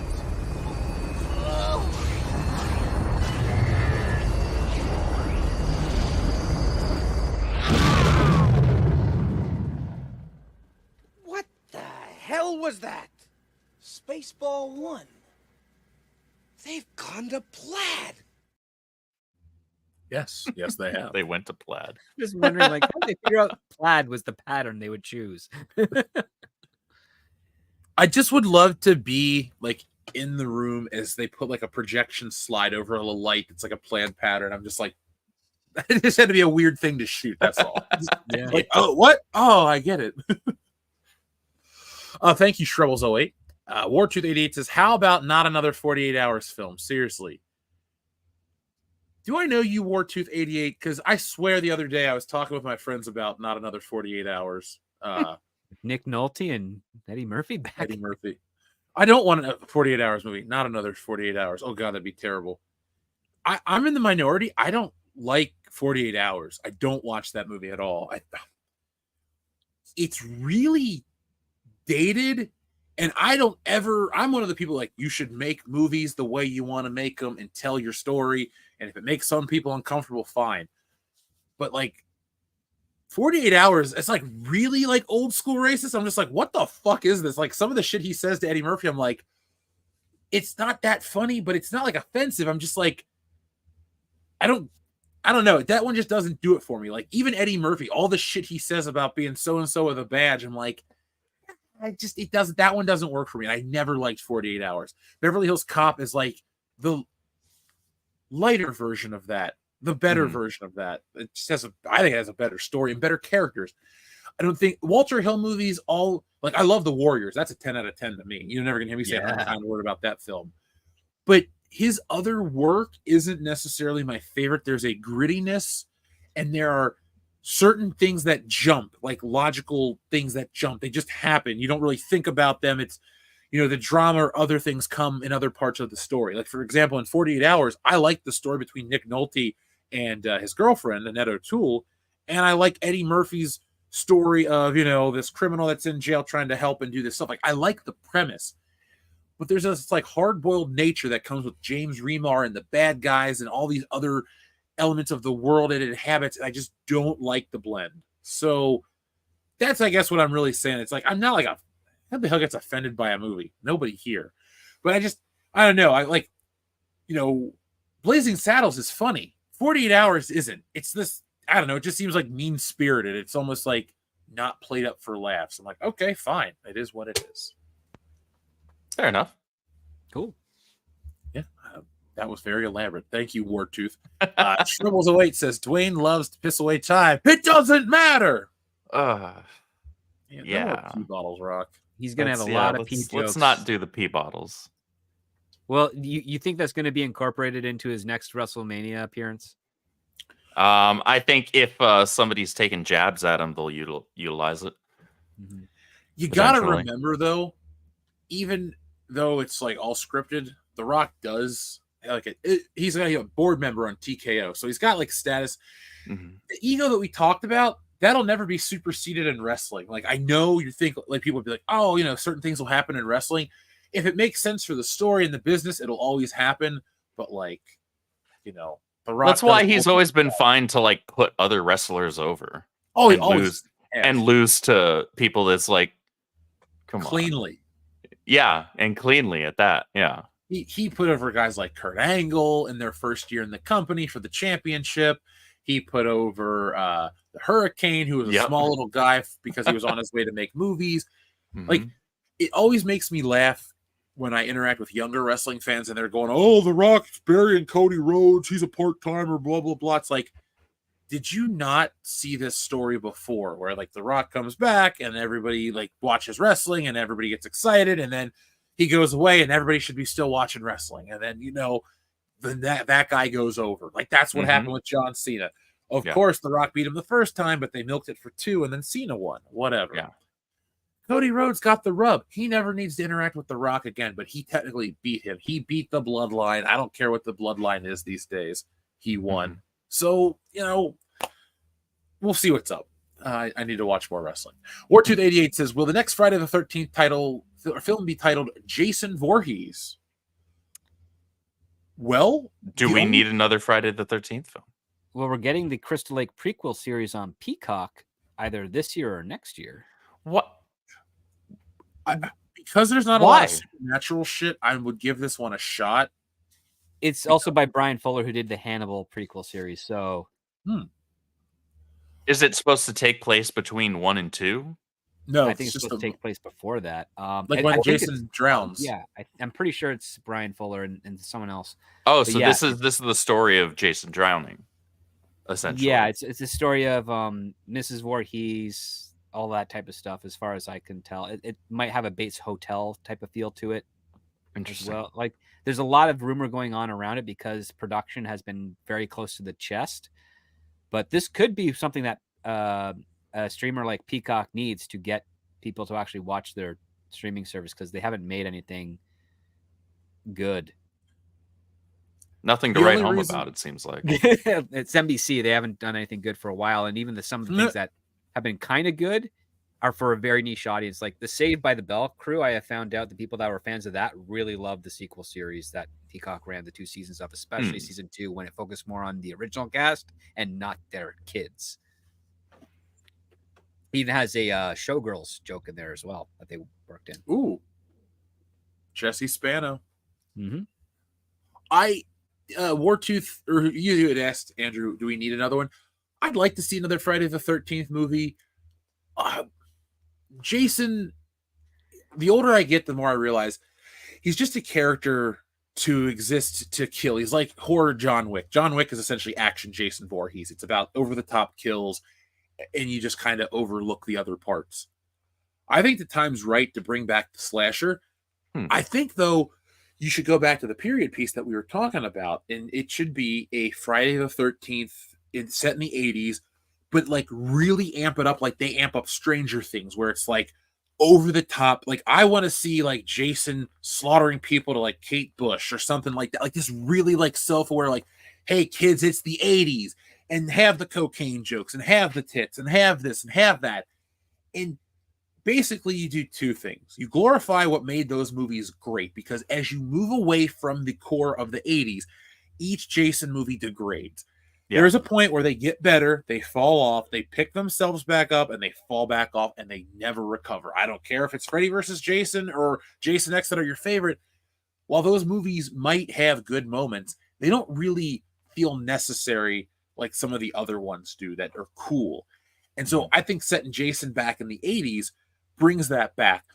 Plus, you'll get the older audience. Plus, you'll introduce the younger audience to some of that cool shit, because 80s stuff never went out of style. And it fits in this stupid pop culture world we live in that I bitch about every week, where we don't have anything new, admittedly. But I figure if you're going to do something old, why not do it with some style? You know, put everything into it. Don't cheap out. And if you call it Jason Voorhees, the only reason I think you'd call it that is if there's the Victor Miller lawsuit that you have to take into account. But I don't think that's the case. So call it Friday the 13th, because I would never watch a movie called Michael Myers, but I would watch something called Halloween. Mm-hmm. Yep. Wartooth also says, always wanted to see a face hugger on a synthetic. Well, they tried it, didn't they? And it didn't work. Yeah, it would just like fall out, right? Yeah. I think that was in Alien Resurrection, right? With Winona Ryder's character that tried to go after her. I might be misremembering. It's been 25 years since I've seen that movie. I saw it on tape when it first came out and probably fell asleep in it. I saw it on tape when it first came out with my best friend, when I was a kid growing up, and because we did a marathon of all of them. And then I watched it again for the first time since then on HBO Max, gosh, like 2-3 years ago, something like that. And it reminded me why it had been so long since I last watched it. I was like, I remember this movie being bad. Same with the third one. And then I was like, yeah, this movie is still really, really bad. Wartooth 88 also says found footage World War II horror Frankenstein army movie. I'd watch that. Yeah. Interesting premise, yeah. Yeah. I kind of want to make a comic book like that. That'd be fucking cool. It'd be a lot. I know people be like, it's like Hellboy, but no, man. Like, it's not the same thing. Yeah. Like a Nazi army of Frankenstein monsters. That'd be cool.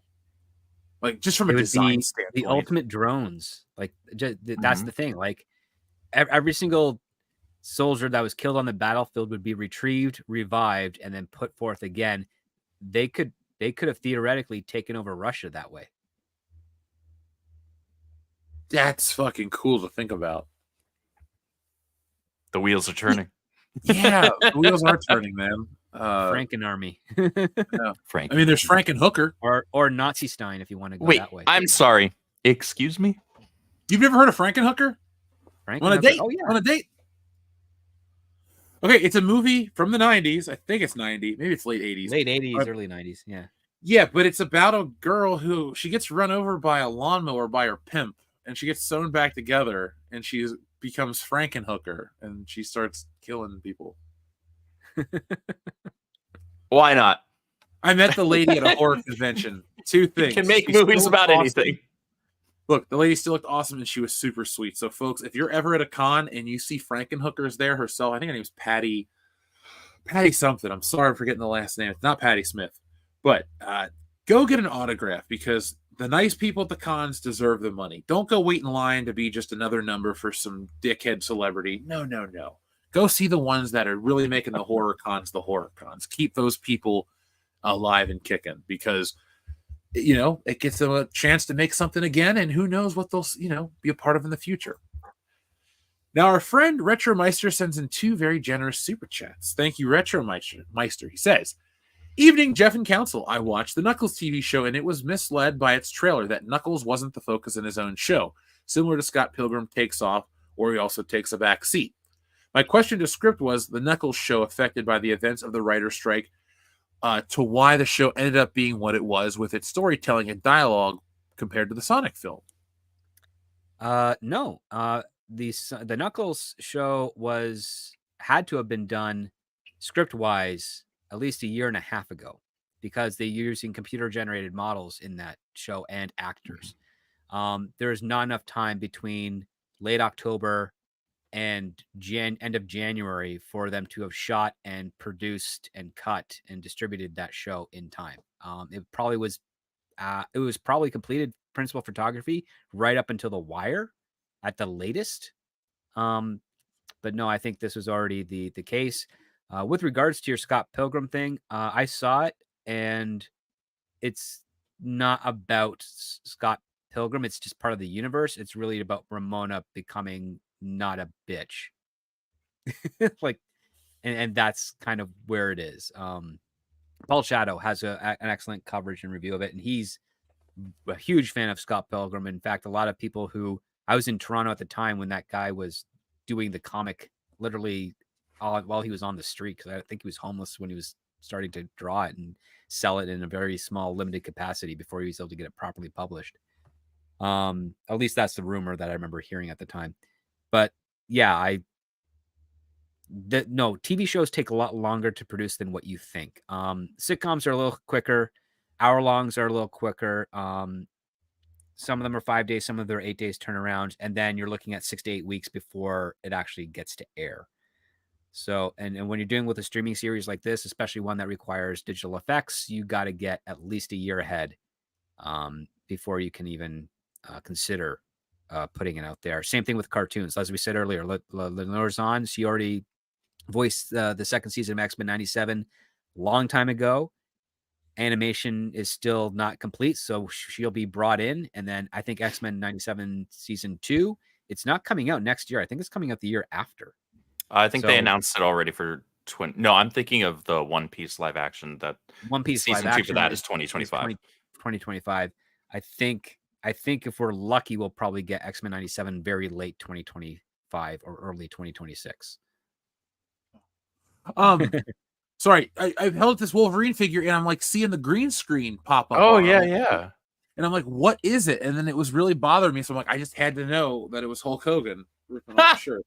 So, but that's a yellow action figure, and the yellow is keyed into. Yeah, How funny. It's weird. Oh, there he is. That is weird. Hey, he's right behind you. He's over your That's shoulder. funny. Let's see if we can get him on his face. Nah, whatever. It's just weird. I like technology. That's super strange. Yeah. I kind of want to pull down the Yellow Ranger, but I'm not doing that. Sorry. Why am I apologizing to myself? See, here's the thing. When I get a toy, like something like this that I can do shit with, I'm like always trying to do the weirdest crap with. So it's like, oh, let's green screen the Yellow Ranger to look like Hulk Hogan. There we go. That'd be funny. Yeah, you could do like the Joker effect, where you could just like dab some green paint and put it across your forehead like you're cleaning off sweat, and then you're just going transparent. Mhm. That would be sweet as hell, because I could make myself. I could take a picture of my set, and then I could have that on the green screen behind me, and then I could do that, and then it would look like that'd be fun. A special effects podcast. Actually, you don't even need the green screen behind you. You've got the green screen is the paint on your face that you're putting it there, like just like that little board that you pull up. It's the same effect, right? So you just put it on your forehead, and you have the picture of your background already there in place, synced up, and there you go. You just make yourself invisible. That'd be okay. I'm gonna try it. That'd be kind of cool. You're gonna have to do it for a video. Yeah, that'll be my new gimmick. It's like, Jeff, I loved your video. You had so many special effects in it, and I'm like, yeah. That's the production at WCB. Yeah, world class FX now. Or like low rent special effects. I'm like, right? Yeah. $350. Watch this. I can make it look like you're hanging out with the Avengers for $1.25. Thank you though to our friend Retromeister. Appreciate everything you've been doing for the channel all these years. Wartooth88 says Landis said looks good, but Vicky, I think we can do better. Wait, Landis, is that a Beverly Hills Cop 3 joke? I think so. I think so, because that movie's terrible. I saw it for the first time in a while the other day. It's shot terribly and lit terribly too. It's not shot and lit like a film. It looks like a TV show. Yep. The only thing that I can say that is positive about it is it has some decent music, but it's not even Harold Faltermeyer. That's the problem. And they didn't get him back for this new one either, which bothers me a lot because the guy's not working. It's not like they can't get him. He's not dead. He's still capable. And I think it would have been interesting to hear the guy be like, hey, this is what Axel Foley would sound like in today's world. Like, let that guy do it again, not somebody that's like hipper or cooler. But I digress. Did I read Sejorjan's $5 super chat from before the show STLJ Screwjob? I know you read one right at the top of the show. Yes, the Rock peeing into empty water bottles on set. That's truly taking the piss. Yeah, I believe I read that one. Yeah, you got that one. Like right when we jumped in. Cool. Well, I read it again, but thank you to TLJ Screwjob. That's a 2 for 5. Know, right? I appreciate that though, folks. Never ever want to miss anything, so I appreciate you guys letting me know. Mary Mayhem, what is up? You are people I like, and this is a super chat. Well, Mary, this is a thank you and a wave, and hope to talk to you soon. I was thinking about you the other day, actually, Mary. So hit me up. We'll have to see what's new with each other. Folks, make sure you check out Mary Mayhem's channel as well. Wartooth88 says, watch Frankenstein Army if you like horror. I do like horror. I will watch Frankenstein Army. I really want to do an idea that I'm not going to tell you on air because I just came up with it. I'm going to write it down right now. You're like, nope, I'm using this. This is my idea. You can't have it. I know that feeling. Yeah. When you're surrounded by writers, it's like, yeah, I'm not. You don't get that one for free. The thing about Wokebusters is like, it took a long time for a lot of reasons, but I have learned the process to the point where I will have a new book ready for this Christmas if I want to. I really do want to because it's a very specific story that I want to release at the time of year.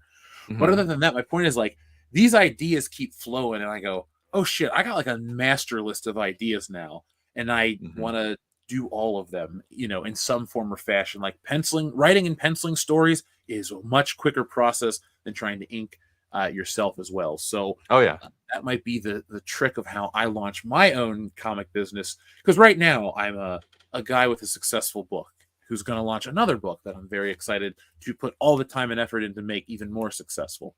So that being said, I do want to turn it into a business where it's like I would love to do quarterly books right now as a guy.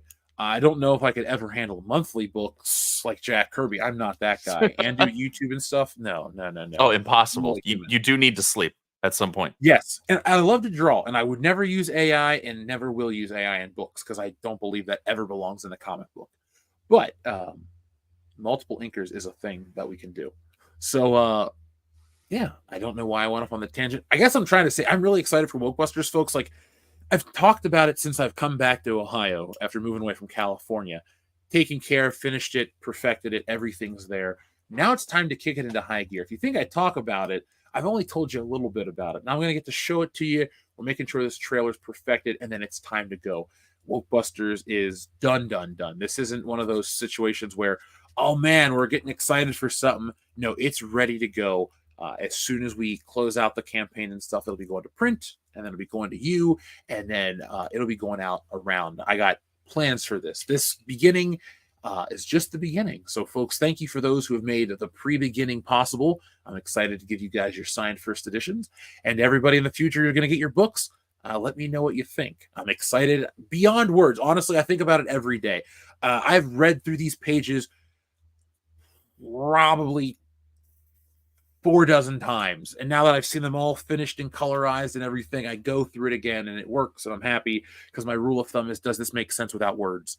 Mm-hmm. And if you have a general idea of what's happening in the story, everything makes sense without words. And I know that's a weird thing to focus on, but I do believe a comic book needs that, because I'll just put this out there too, my ethics on comics, and you guys can tell me your thoughts if you're interested in it. But like, I need my stories to have more stuff than like, I don't really want to buy a comic where it's got a beautifully drawn static image with like 10 captions to move the story. I really would rather have a really cool panel of Spider-Man kind of jumping through the air, but then make sure you give me all the panels to tell me a fleshed out story that is paced right. Like, that's what I bring to the table, because I don't want just, a million captions and one really cool image. I'm not trying to sell you a poster book. This is a narrative structure. So sure.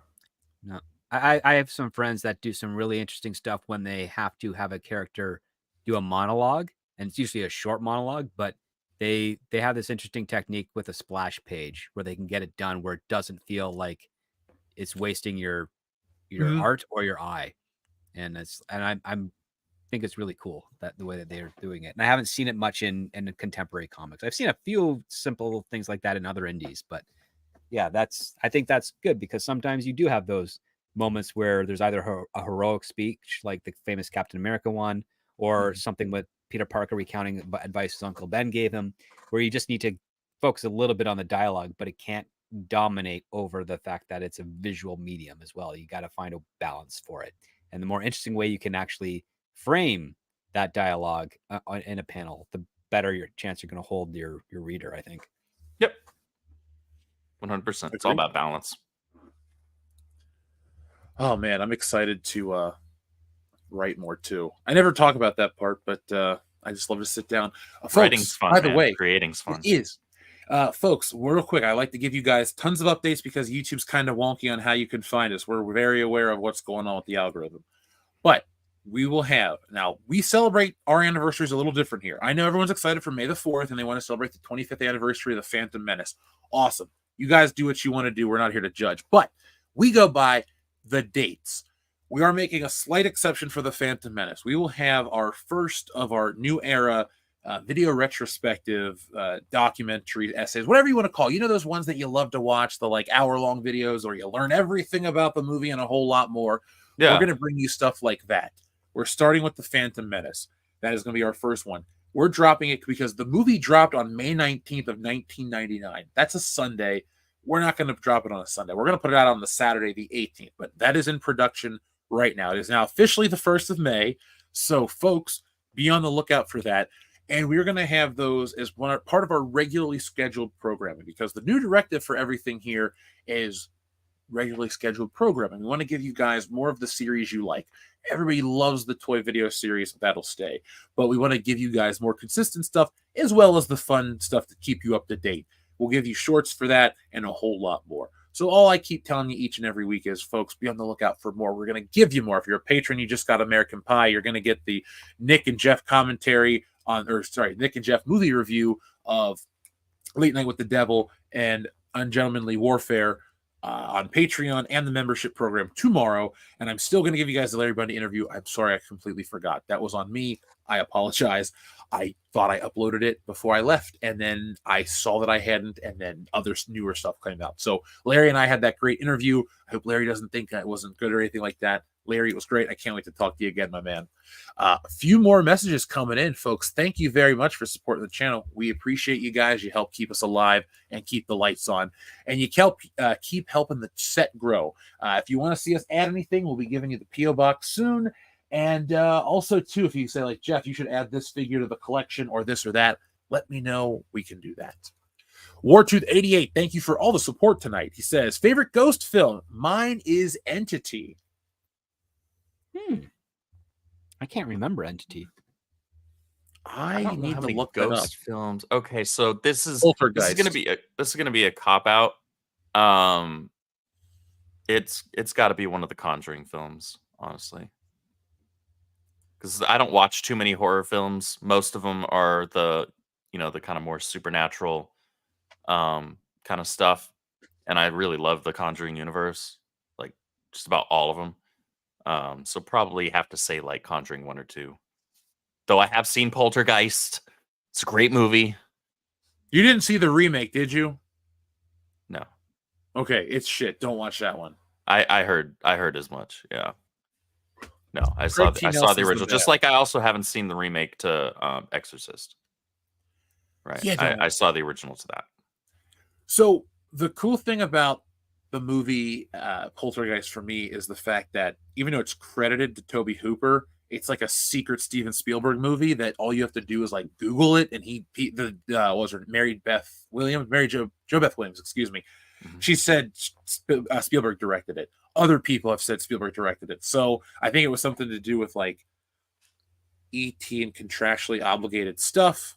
But like Tobe Hooper also, basically he was on the set, but Spielberg did more. And so I find that interesting because it's like Spielberg's horror movie, and he did a great job too. There was like a stretch where that guy was unstoppable. It wasn't forever, but it was a great stretch. And is he the greatest filmmaker of all time? Arguably. Yeah, like it's hard to say no. It's not. He's not Kevin Smith, where he's. You certainly can't definitively say no. Yeah, you could argue it all. I think he's the easiest person to argue because the sheer number of hits. But that goes to show you. But to be fair, though, not everything he makes is something original that he is creating. Jaws is a book. Jurassic Park is a book. Yeah. Whatchamacallit? War of the Worlds is an old radio play that got adapted into other films. It's a remake. But it's also an H.G. Wells book. So there you go. Well, listen, I was saying this on another stream. Hollywood requires a variety of adaptations and originals in order to fulfill itself. What's been interesting, though, is that after 2 generations, you then start remaking those adaptations and originals, and then you'd also do sequels. Now what we have here is we have remakes of adaptations and remakes of sequels, but we don't have any originals. And the reason probably being is that on the publishing side of things, even though there's lots of books that hit the New York Times bestsellers and their film rights are gobbled up by the studios, they're not really put into production. They're not easy to adapt, and they're not very good. So we've got a creative gap in some of the sources that are used by Hollywood to generate more film and franchises. So we don't have any IP that really does stand out. I think Brian Sanderson, if his name is Brian, I think it's Brian, who had a very successful independent Indiegogo campaign for his latest book. He's got a very dense series, lots of lore. I know someone in Hollywood wants to adapt that into a movie or television show. The question being is like, can they? Is there talent that can do that and do it justice? We've also got that aspect missing as well. And the other part too is fantasy is a really hard sell in the modern age where unfortunately the target audience for moviegoers and the next generation to follow through aren't always leaning into it. I mean, what's really weird is that Generation Alpha, the latest one, is not getting into Harry Potter as easily as the previous generations did. And that's kind of weird. Yes. I will live to see the end of Harry Potter. No, you won't. It's going to boom like never before. But that could change with Warner Brothers doing the HBO Max series, right? So I know. It's all up in the air, but we need newer IP. And on the independent side of things for independent comics, they're there. The question is, will they, make a deal with someone that will actually honor what they're doing and transcend it into another medium, or will they do it themselves? Either way, It's a difficult process, but there is a gap. There is a need for it out there because right now the only thing you're competing with is TikTok and YouTube, and YouTube's dominance is not really on original content. It's really more on how-to videos and with the occasional Mr. Beast stuff. TikTok is really just self-aggrandizing, social things. There's no real stories going on there. Quibi was trying to be the story version of TikTok, and they realized it doesn't work. So what we've kind of figured out right now is that you can compete for the attention of the people that want the instant gratification from social media and YouTube. But in order to do that, you actually have to bring something that warrants their attention to begin with in the first place. And we haven't really been getting that. Part of it's due to oversaturation. And then the other part is due to the fact that we actually have a creative gap, or at least we've had producers not hire the best people for the job because they fit a certain mold that they find overtly privileged, for lack of a better term. But I've been on screenwriting discords for the last few weeks, and the writers that have damaged the franchises we like and have delivered subpar product are really panicking.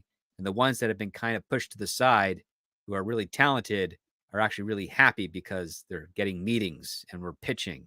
And even though a lot of those things are probably not going to go anywhere, the mere attention is a better sign by the fact that they're paying attention to us because they know we can deliver, and they're not paying attention to the others because the only reason they were hired is because they fit a demographic that they felt was unrepresented, and they wanted to score points with an audience that actually did not care about those parts of their lives being anything other than just happenstance. So it's going to be an interesting year and a half for sure. I'm surprisingly optimistic for a lot of stuff. The gloom and doom that I felt when I lived out west may have just been the doom and gloom of living out west. But in terms of entertainment, there's a lot to look forward to. 2023 was really a year that broke through that for me, because there were the disappointing films like Indiana Jones and the Dial of Destiny and Ant-Man and the Marvel. Well, the Marvels was a win personally because it failed so hard. We all laughed and got to say, I told you so. So that was fun, right, folks? Yeah. But that situation right there aside, I saw enough films in 2023 that I had fun with or were big game. Like, I really loved the Super Mario movie that much. Oh, that movie was so much fun. Because of its simplicity, that's what I want. I do not like overly elaborate. I don't like overly elaborate anything. When I look at a lot of video games that adapt comic book characters, I don't like the designs because I feel they're over-engineered, they're over-designed, they're too much, and they just lose the spirit. I hate when you take something that is a basic plot, left to right, score points, do not get touched more than twice if you have a superpower item, and then, save the princess after you jump on the bad guy 3 times. That's Mario games. That's every level. That's everything. You jump, you swim, but you're just going left to right and doing the same thing over and over. And it's great. Mario didn't try to reinvent the wheel. The original Super Mario Brothers movie from when I was a kid did try to reinvent the wheel and give you Blade Runner, and that movie was not that great. I know we look back on it with a nostalgic eye or ironically enjoy it, and that's fine. It is what it is from a film standpoint. It's all this waste stuff. Fuck is a generation. All right, Pokey Rat Boy over there. All right, I'm doing all the hard work. Here we go. When I was a kid, I knew every word to that song, and I don't mean just like the Pokemon part, like all of it. I like that. No, I was right there with you. Summer of '99, man. God, '99 was just this very interesting year. That's our time travel. We go back to Toys R Us to 1999 and buy Phantom Menace toys when they're expensive still. That is in our see, folks, what's going to differentiate our retrospective videos and video essays from other channels is we will have a section that will focus on the merchandise. Now, I'm not going to be going into toy stores and looking at Phantom Menace related objects in the middle of a retrospective, but I will tell you the history of said merchandise.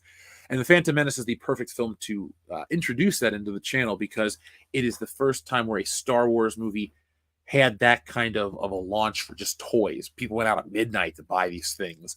I got mine at Kroger. I don't remember when I got them specifically. I got them after baseball games, but I don't remember like what time of the year, if it was before or after the movie. But Darth Maul and Obi-Wan Kenobi were my figures, and I played with those all the time. And you know the number one reason, Andrew, why I liked those toys? Why? It's the worst reason in the world. They were the first 2 Star Wars figures that I had that could hold lightsabers with 2 hands, like in the movies. So I played with them because it was that. I didn't even care that I didn't like the I don't movie. think that's a bad reason. I was just so that's a bad reason at all. fascinated. I was like, I had never seen like elbow cut engineered into toys before. So I was like, Right. wow, they can do this. This is cool. Yeah, more And- articulation. Yeah. Yeah. I had a Spider-Man figure. I ended up buying another one years later. I was so fascinated by the articulation. I would try to draw from that. That was like my first art model, this specific Spider-Man figure. Maybe that's why my torsos look really weird in the beginning.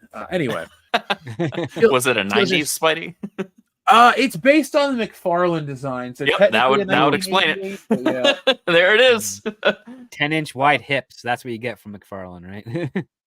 Dude, his It's a people style. are lumpy. I like getting these big books that, you know, like this one right here.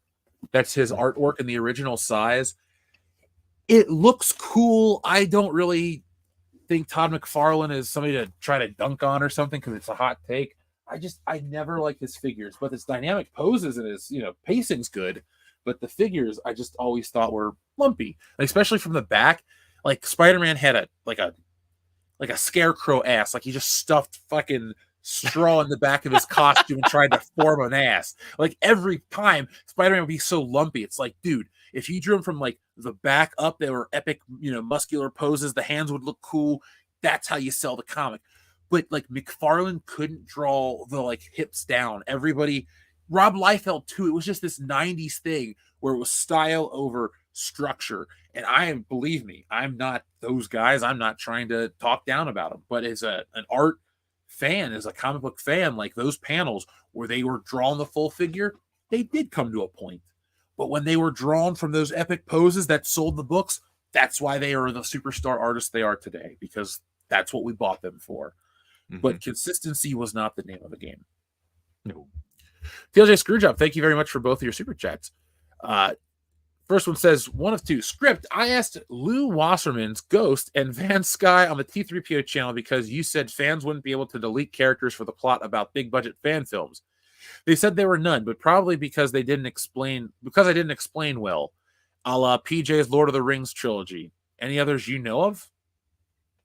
Of fan films where he's using delete as a term for kill. Okay.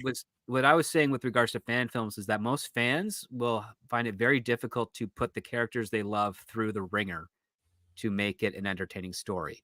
Like you'll never see a fan film where Luke Skywalker loses an arm. And to be fair, I don't think we need that because we already saw him lose a hand. True, but it's like you'll never put him through a point where he would suffer physically or emotionally again. Fans won't do that because they like and care about Luke Skywalker that much. What fans would do is exactly what we got at the end of season 2 of The Mandalorian, which Luke Skywalker comes in and unscathed just decimates all those robots and then saves, the Mandalorian at the end, which is fine, but it's very un-Luke Skywalker. What fans won't do is they care so much about the characters they can't imagine putting them through a situation where they might fail, because it's really hard for them to believe that because they've overcome such a great journey and it's such a great obstacle in the films that made them fall in love with them. It's like, oh, how do you top that? A fan who can break that illusion and actually do that is closer to becoming a writer, because that's kind of what you have to do. You have to put something in a situation where could you do something where Luke Skywalker is training Leia, and because Leia comes from a bit more of an aggressive background, being a rebel since she was a young teenager, and she's far more easily tempted to the dark side, would you as a fan be willing to actually have Leia turn to the dark side? Most fans would say no. But a writer would be like, I can experiment with that without destroying what the character is, because I can make her have her own journey to and back from the dark side. That's not the same as Darth Vader. That's not the same as what Luke Skywalker had to do to get her back, or maybe have Han be the one that brings her back. Those are the types of risks that a writer will actually experiment with. Whether or not they actually commit to it is a different part. It's just the fact that, are you able to think in that world in order to facilitate an interesting story for those characters? Fans have a hard time doing that because they look at those characters like they would almost look at family. They don't want anything bad to happen to them. They want them to succeed. They want them to have cool adventures and fun stuff, but they forget that story. What makes story great is how much they can overcome the difficult times. And if you don't put them in situations where they have difficult times, you're not going to have anything rewarding when it comes to them overcoming them. And that's the hardest thing to do. And that's also why I basically say, if you want to do a fan film, don't do a fan film, make up your own thing, because it's a lot easier for you to torture your own characters than it is for the ones that you grew up and loved that inspire you. Now, I agree with what you're saying. I would like to try when it goes into the public domain. Like, I've always said, like, I want to see a James Bond story where he's the bad guy. And, like, you Public follow... domain in Canada, I could actually write one without any issues. Well, I know he's coming. Yeah, well, shit, he's coming soon. I just can't sell it in the United States. Well, in America, it'll be public domain soonish. So, like, I think it's 2035, and I'm like, okay, I'm gonna. Do so only 11 years. Look, I've already done dozens of books, you know, all that stuff, a couple shows.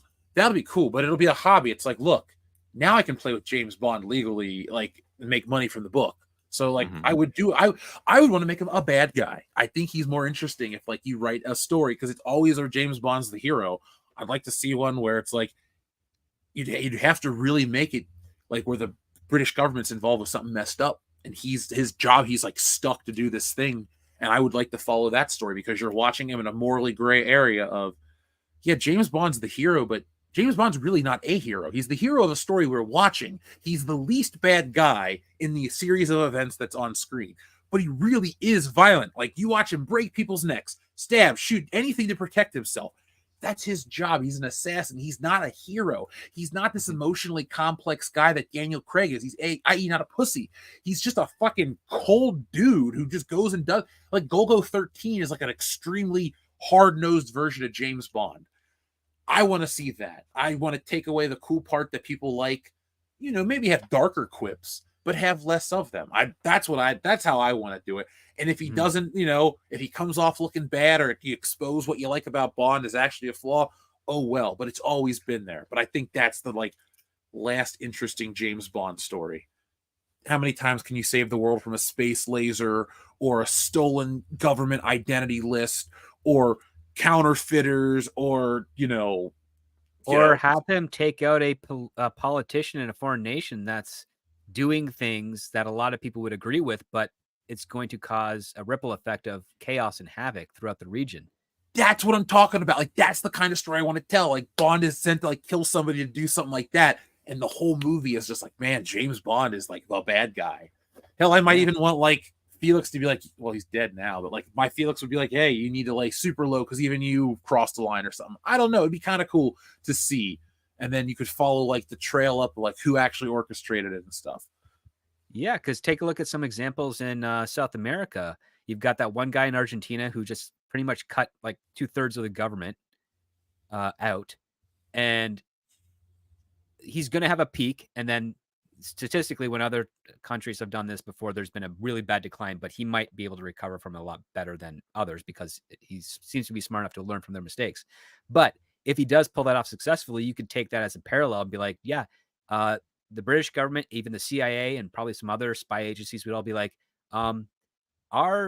if people like him get into our countries, our institutions like that we currently are doing right now, like the CIA and MI6, might be gone. So we need to get rid of him to preserve our way of life. There's your dark bad guy story. That's what I want, man. I want heel James Bond. That's the world I want to live in, folks. Part of me feels like 008 would try to stop him.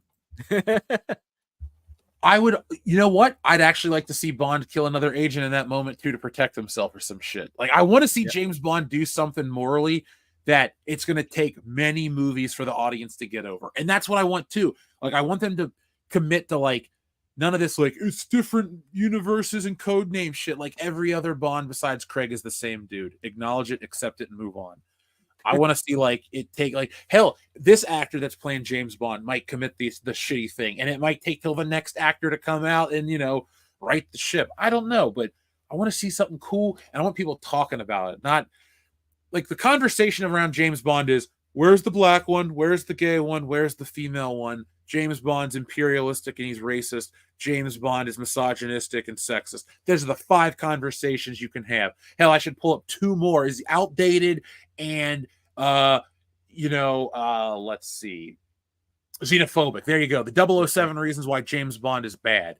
Like, that's the shit. That's the only conversation, because the internet has no new ideas. So they keep mining the same controversial hot button topics, and it's tiring. And I want to see, wow, James Bond kicked ass. Like, they killed him and no one gave a shit. Like, we're just like, it's over. Like, well, you could actually do it. It'd be Ian Fleming's James Bond in King and Country, and that would be the theme, is the fact that he does whatever the country needs him to. And that's a consistency throughout all of the Bond books. It's like his doing this for the country because they need him to do this for the country, with the exception of License to Kill. That's a revenge story, which is still pretty awesome. But that is something that you can actually get around the whole, oh, he's doing something bad. But it's like, nope, he's doing his job.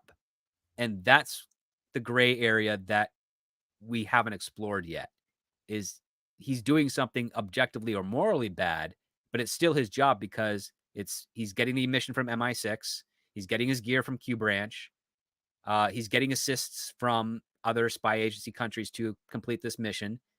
And even though they are verbally expressing their target or whatever thing it is as bad, you frame it in enough way where the audience can determine, like, you know what, I understand why they see it's bad, but it's kind of good. And maybe this is not something that Bond should do, but because Bond is essentially a weapon for the British government, it's going to happen. And it shows a dark side to the spy agency, which is that, yes, spies don't just do something to save their country, they also do something to promote their own country's interests internationally. Mm-hmm. Yeah, and I think that's in every Bond movie, but they keep it at the background to make it more of a fun, light adventure, to maybe, like, I wouldn't say sell merchandise, because they did in the 60s, then they didn't really in the 70s, and there was none in the 80s, except for a couple. Yeah, aside from James Bond Jr. And that was kind of thin. Hey, it may be what it is, but it got me into it. There is a James Bond Jr. figure right there. With the gun and the briefcase thing, and I got IQ with the boxing glove cannon. Yeah, I had every single one of those toys because we found them. Like, I liked the show and already had like a couple of them, but like one year for my birthday, my mom took me to Toys R Us, and they were all like $2.99. They were like clearance to some stupid amount. So she's like, "Let's get everything." I got the car, got the motorcycle. Nice. I played with that toy for That's years. a win. So it's a Hasbro toy.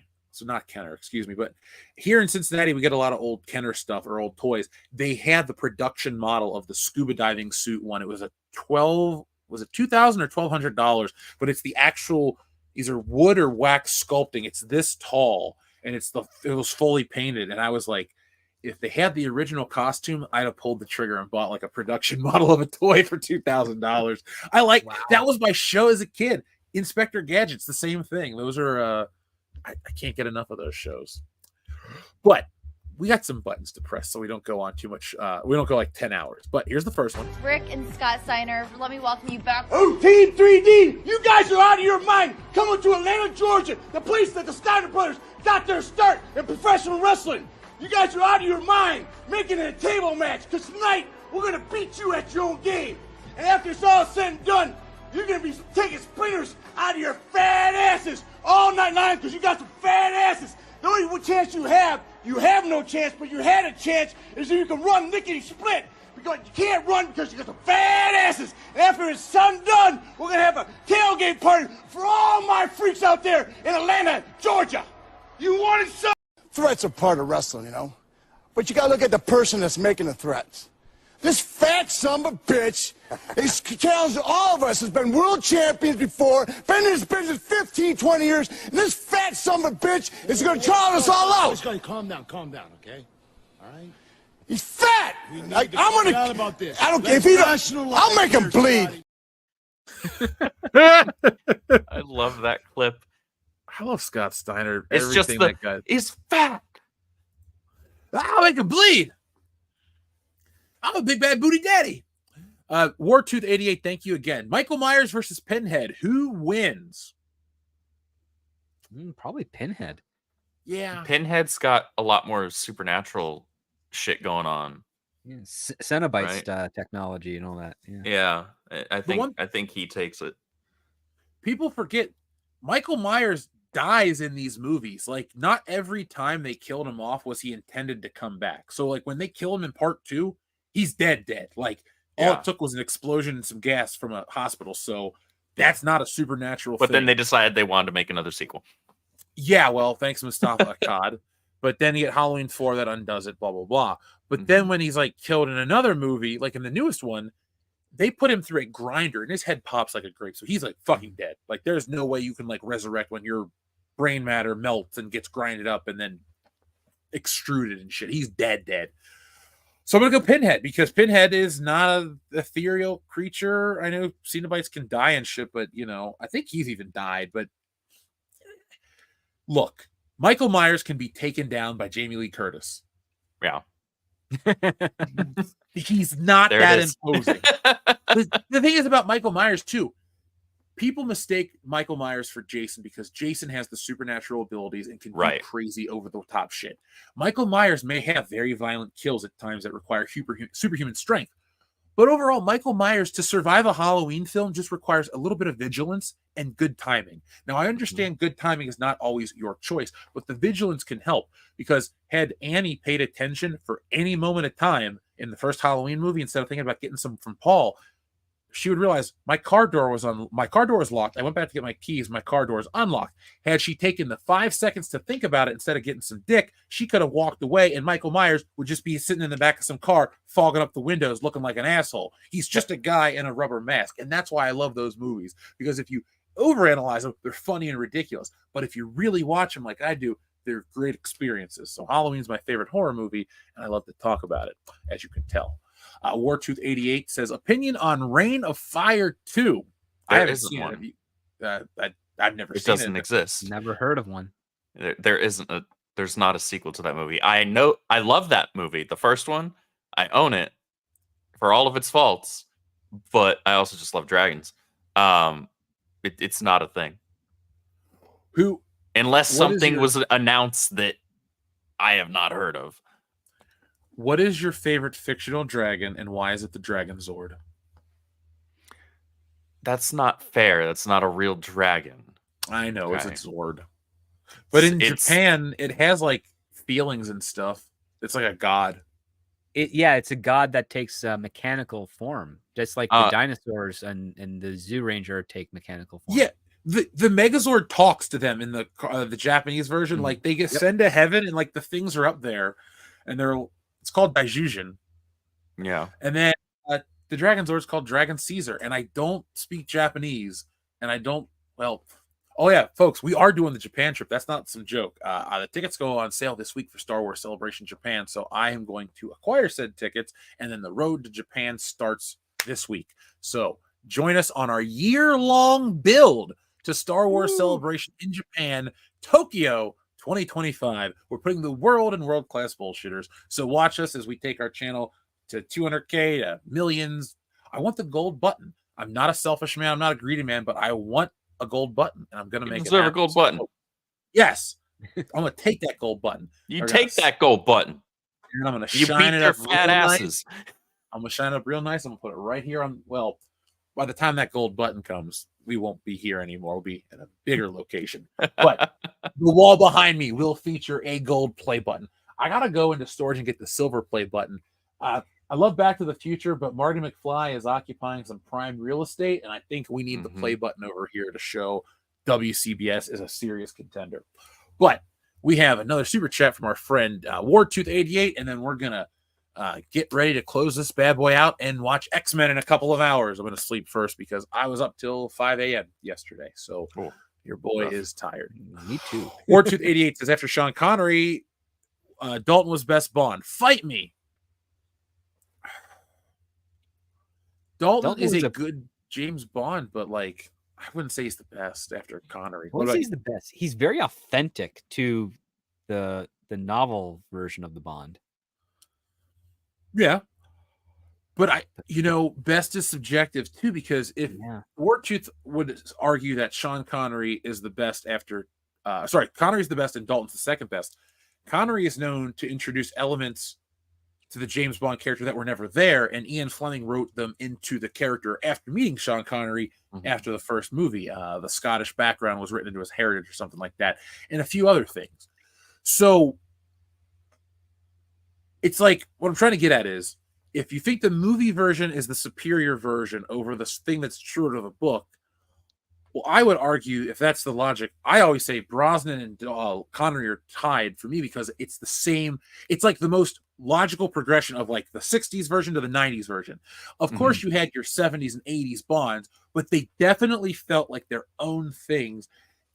Connery to Brosnan, it's not like they feel like the same guy from the same missions, but it's like Brosnan feels at home driving an Aston Martin.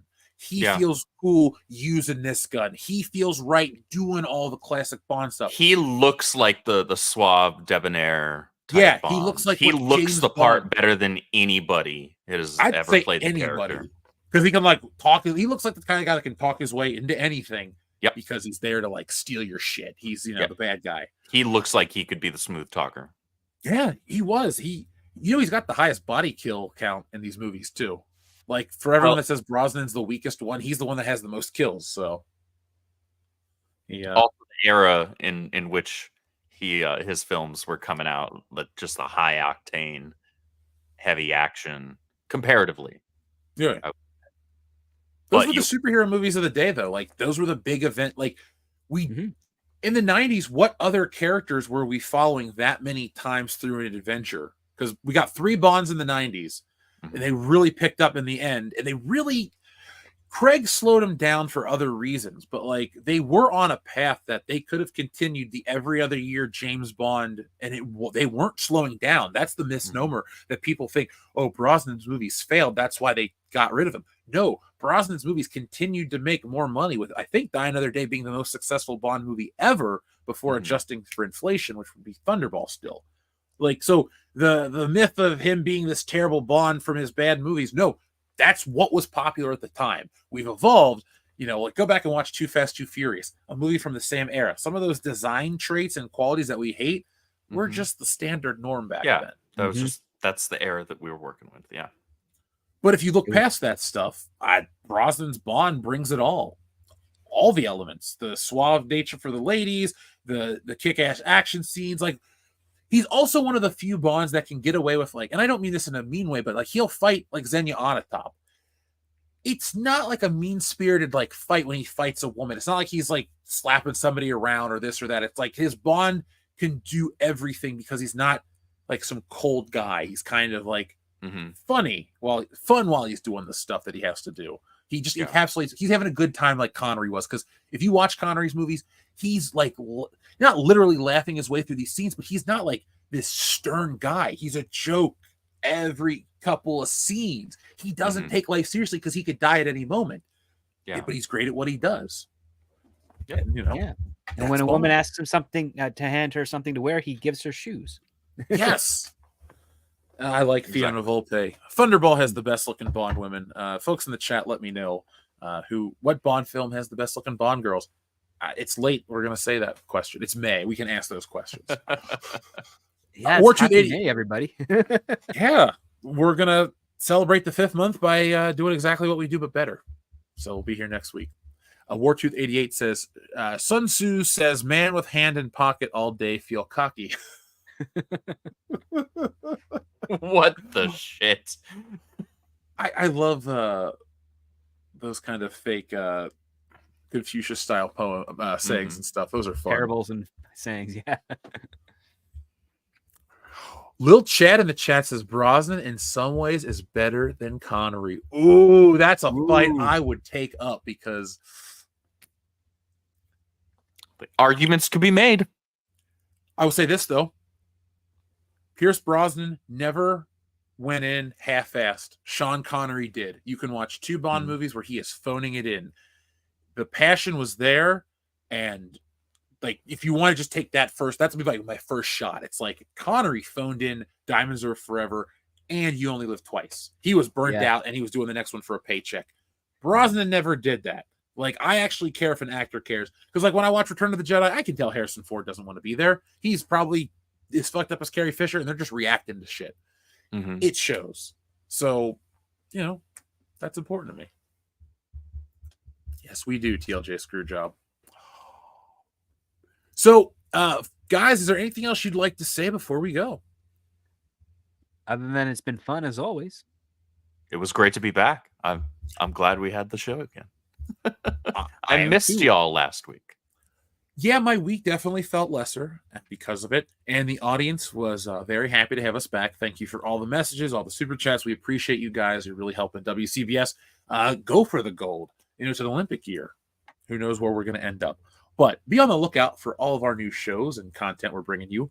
Tomorrow it will be our X-Men 97 review of episode 8. So we're in the final stretch. We're in the end game here, folks. So we're going to find out who was behind a lot of the stuff. We found that out last week. And I'll just tell you more tomorrow. I'm not going to lead into that. Just watch the video. You know you want to. But be on the lookout for all of our stuff here. I got a new toy video coming your way as well. Wartooth88 asks, how many leaps in a furlong? 6? Well, there's furlong's got like what, 660 feet? Oh, I just picked 6. I'm not mathing. It's 6 letters in Edward for Edward Furlong. It's about 11:45. I'm not mathing. I don't need to do that. Well, it's yeah, like it's like an acre, right? Because an acre is 1 furlong. It's not. Gosh, this is it's almost quarter to 1. Yeah, units of measurement are not my strong suit at this I'm on time 3 of hours night of sleep either. too. So it's... yeah, I was happy to take care of some stuff here that is going to make everything for WCBS run a lot smoother. Like they always say. Well, let me rephrase it, folks. Like I heard this one time in a Star Wars documentary, you got to make the factory before you can make the first can of peas. So I had to build a factory. But Empire of Dreams is the best Star Wars documentary. I'm leaving it at that. Folks, thank you for watching. I will have the pre-sign up for Woke Busters ready for Thursday. Like I said, I always full transparency. I just wanted to get like the trailer kind of ready because I really want to blow you guys away.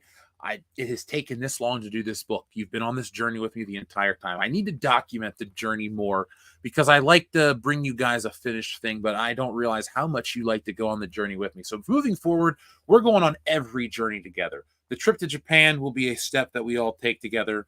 But moving forward, all the books and things will be a journey together. You can get involved with the process. I am creating some behind-the-scenes materials for Woke Busters as videos to let you guys know what goes on in behind the scenes and stuff like that, and answer questions for other people who might have questions about doing independent books, because I don't really talk about it, every week. It's mentioned, but Stealing Solo was a hit. It was a 6-figure book. So we were able to get our book out to a lot of people, and we want to replicate that and actually exceed it by, 20 or 30 fold. Why not shoot for, 1 billion? I don't know. I'm joking, but no, I'm not. My point is, though, we're going to do a lot of cool stuff with the book, but be on the lookout. We're just starting. All the preview and the talking and this and that. You haven't really been there. This is like, you know what this is, folks, to make the last comparison to episode 1. What you've seen for Woke Busters is that Darth Vader poster. There's a little kid and there's a shadow of Darth Vader. And you know that little kid becomes Darth Vader, but you don't know what's going to go on. But be ready, because when we drop the trailer, like the trailer for the Phantom Menace dropped, all will be known and everybody will be excited. But Woke Busters, well, will have a different outcome than a lot of things. But folks, be on the lookout for that in just a few short days where you can do a pre-sign up. Yes, Denise Richards, Christmas Jones. I did like her, even though she can't act for shit. She did look pretty good. But don't sleep on Sophie Marceau. She might be the more beautiful blonde girl in that film. Actually, no. Cigar Girl in the beginning, the one that is the assassin. World is not enough. Beautiful Bond women. Like, that's the thing. You got to have the beautiful Bond girls in every movie. They do for the most part. Like, you may not like No Time to Die, but Anna de Armas, come on. Can't go wrong there. So, biggest organ in human. Inhuman? Because I thought on was your skin, right? Yeah. Yes. On would be the skin if we're taking the literal definition. Yeah. In is your liver? No, Lungs not are pretty your- damn big. If I remember correctly. Well, Wasn't War large Tooth. intestine. Oh, wait, I guess War Tooth said yes to skin, so there we go. We got it right away. Cool. Okay. Thank you, Bill Nye the Science Guy. At least the Yeah. 90s version of you. Because Science. I'm more of a Dude. Beekman's world because he was an actor pretending to be a scientist as opposed to Bill Nye, who's I an watched engineer pretending to be a scientist. Mhm. Dude, I watched both pretty regularly because I had to. My mom let me watch whatever, but if it was like educationally leaning, she would like promote to watch it. So Beekman's World had some kind of stuff, but like Reading Rainbow and all those shows that were like PBS adjacent, Mhm. I watched so many of them. Even shit like Wishbone that was just like narrative stuff. I watched that Wishbone, too. Ghost Rider was a good one. Mhm. We had a show in Canada called Read All About It. Dude, we watched that in grade school. I still remember because we watched every episode. That They go to an alternate sounds dimension with a familiar. giant floating head. It was like Dunedin? Yeah. Yes, because he's the mayor, Dunedin. Oh my god, I even remember the theme song. Read all about it, discover all the clues. Mysteries unfolding, something. So why not something get involved? I mean, remember I watched this in 1998, and I literally haven't thought about it until right now. So I think that's pretty good recall. That's a trip. Yeah, that's not bad. That's not half bad And at all. that show is like produced in like the late 70s, early 80s too. So it's like I remember the set. It had like a main set. They were always on like a street, like a fake looking street. It looked like Sesame Street. And then it was like a hardwood, kind of like a shop that was also like acting as a printing press, but not really. It was a very low tech printing press. Yes. Yeah, I'm remembering it now. And then they go into the ultimate dimension, which is just them like in like a sled of sorts, like or like a sleigh.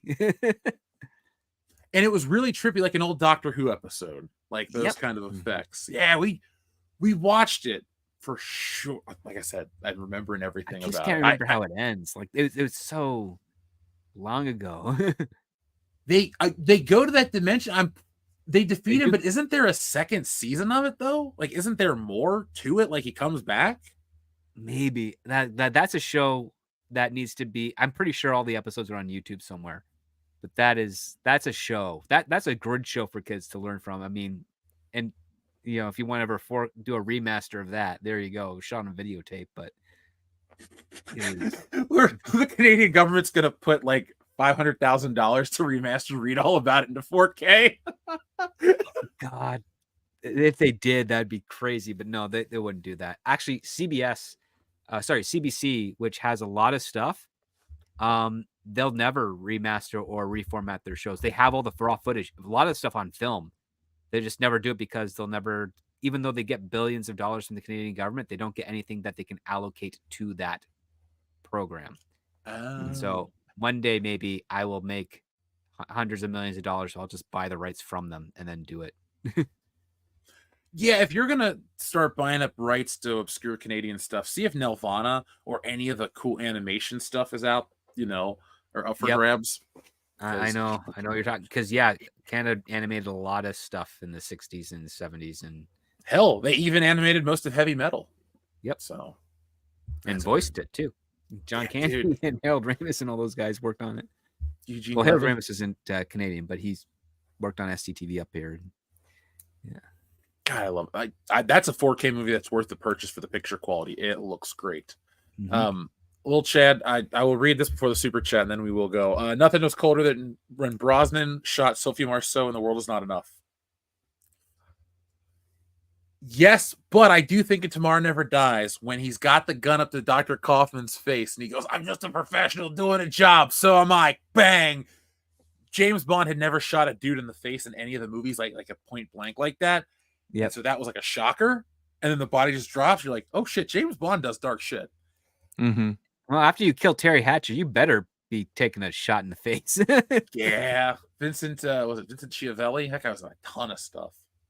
He was in, he had his very weird, creepy voice that he could do. Plus, he could do all these other stuff. He was in a Star Trek season 1 episode where he's like the merchant that's trying to buy stuff.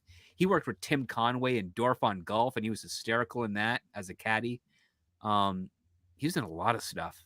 He's in Batman Returns. He's the teacher in Fast Times at Ridgemont High with the hot wife. He's in a ton of stuff. Yes, Joseph, that is a great Bond song. I got to hear it live in concert. I saw Garbage open for Tears for Fears. That was a fun concert. Yeah, Tears for Fears and Garbage. What a weird combo, but great night. Wartooth88 with another super chat. Thank you. Check out Dune Awakening game. It looks fun. I will. Has that come out already? I will have to look into it. I like science fiction games way more than I let on like in science fiction movies. Science fiction is a medium I will dive into head first in any kind of game or digital format because I like that kind of world building and like immersion there.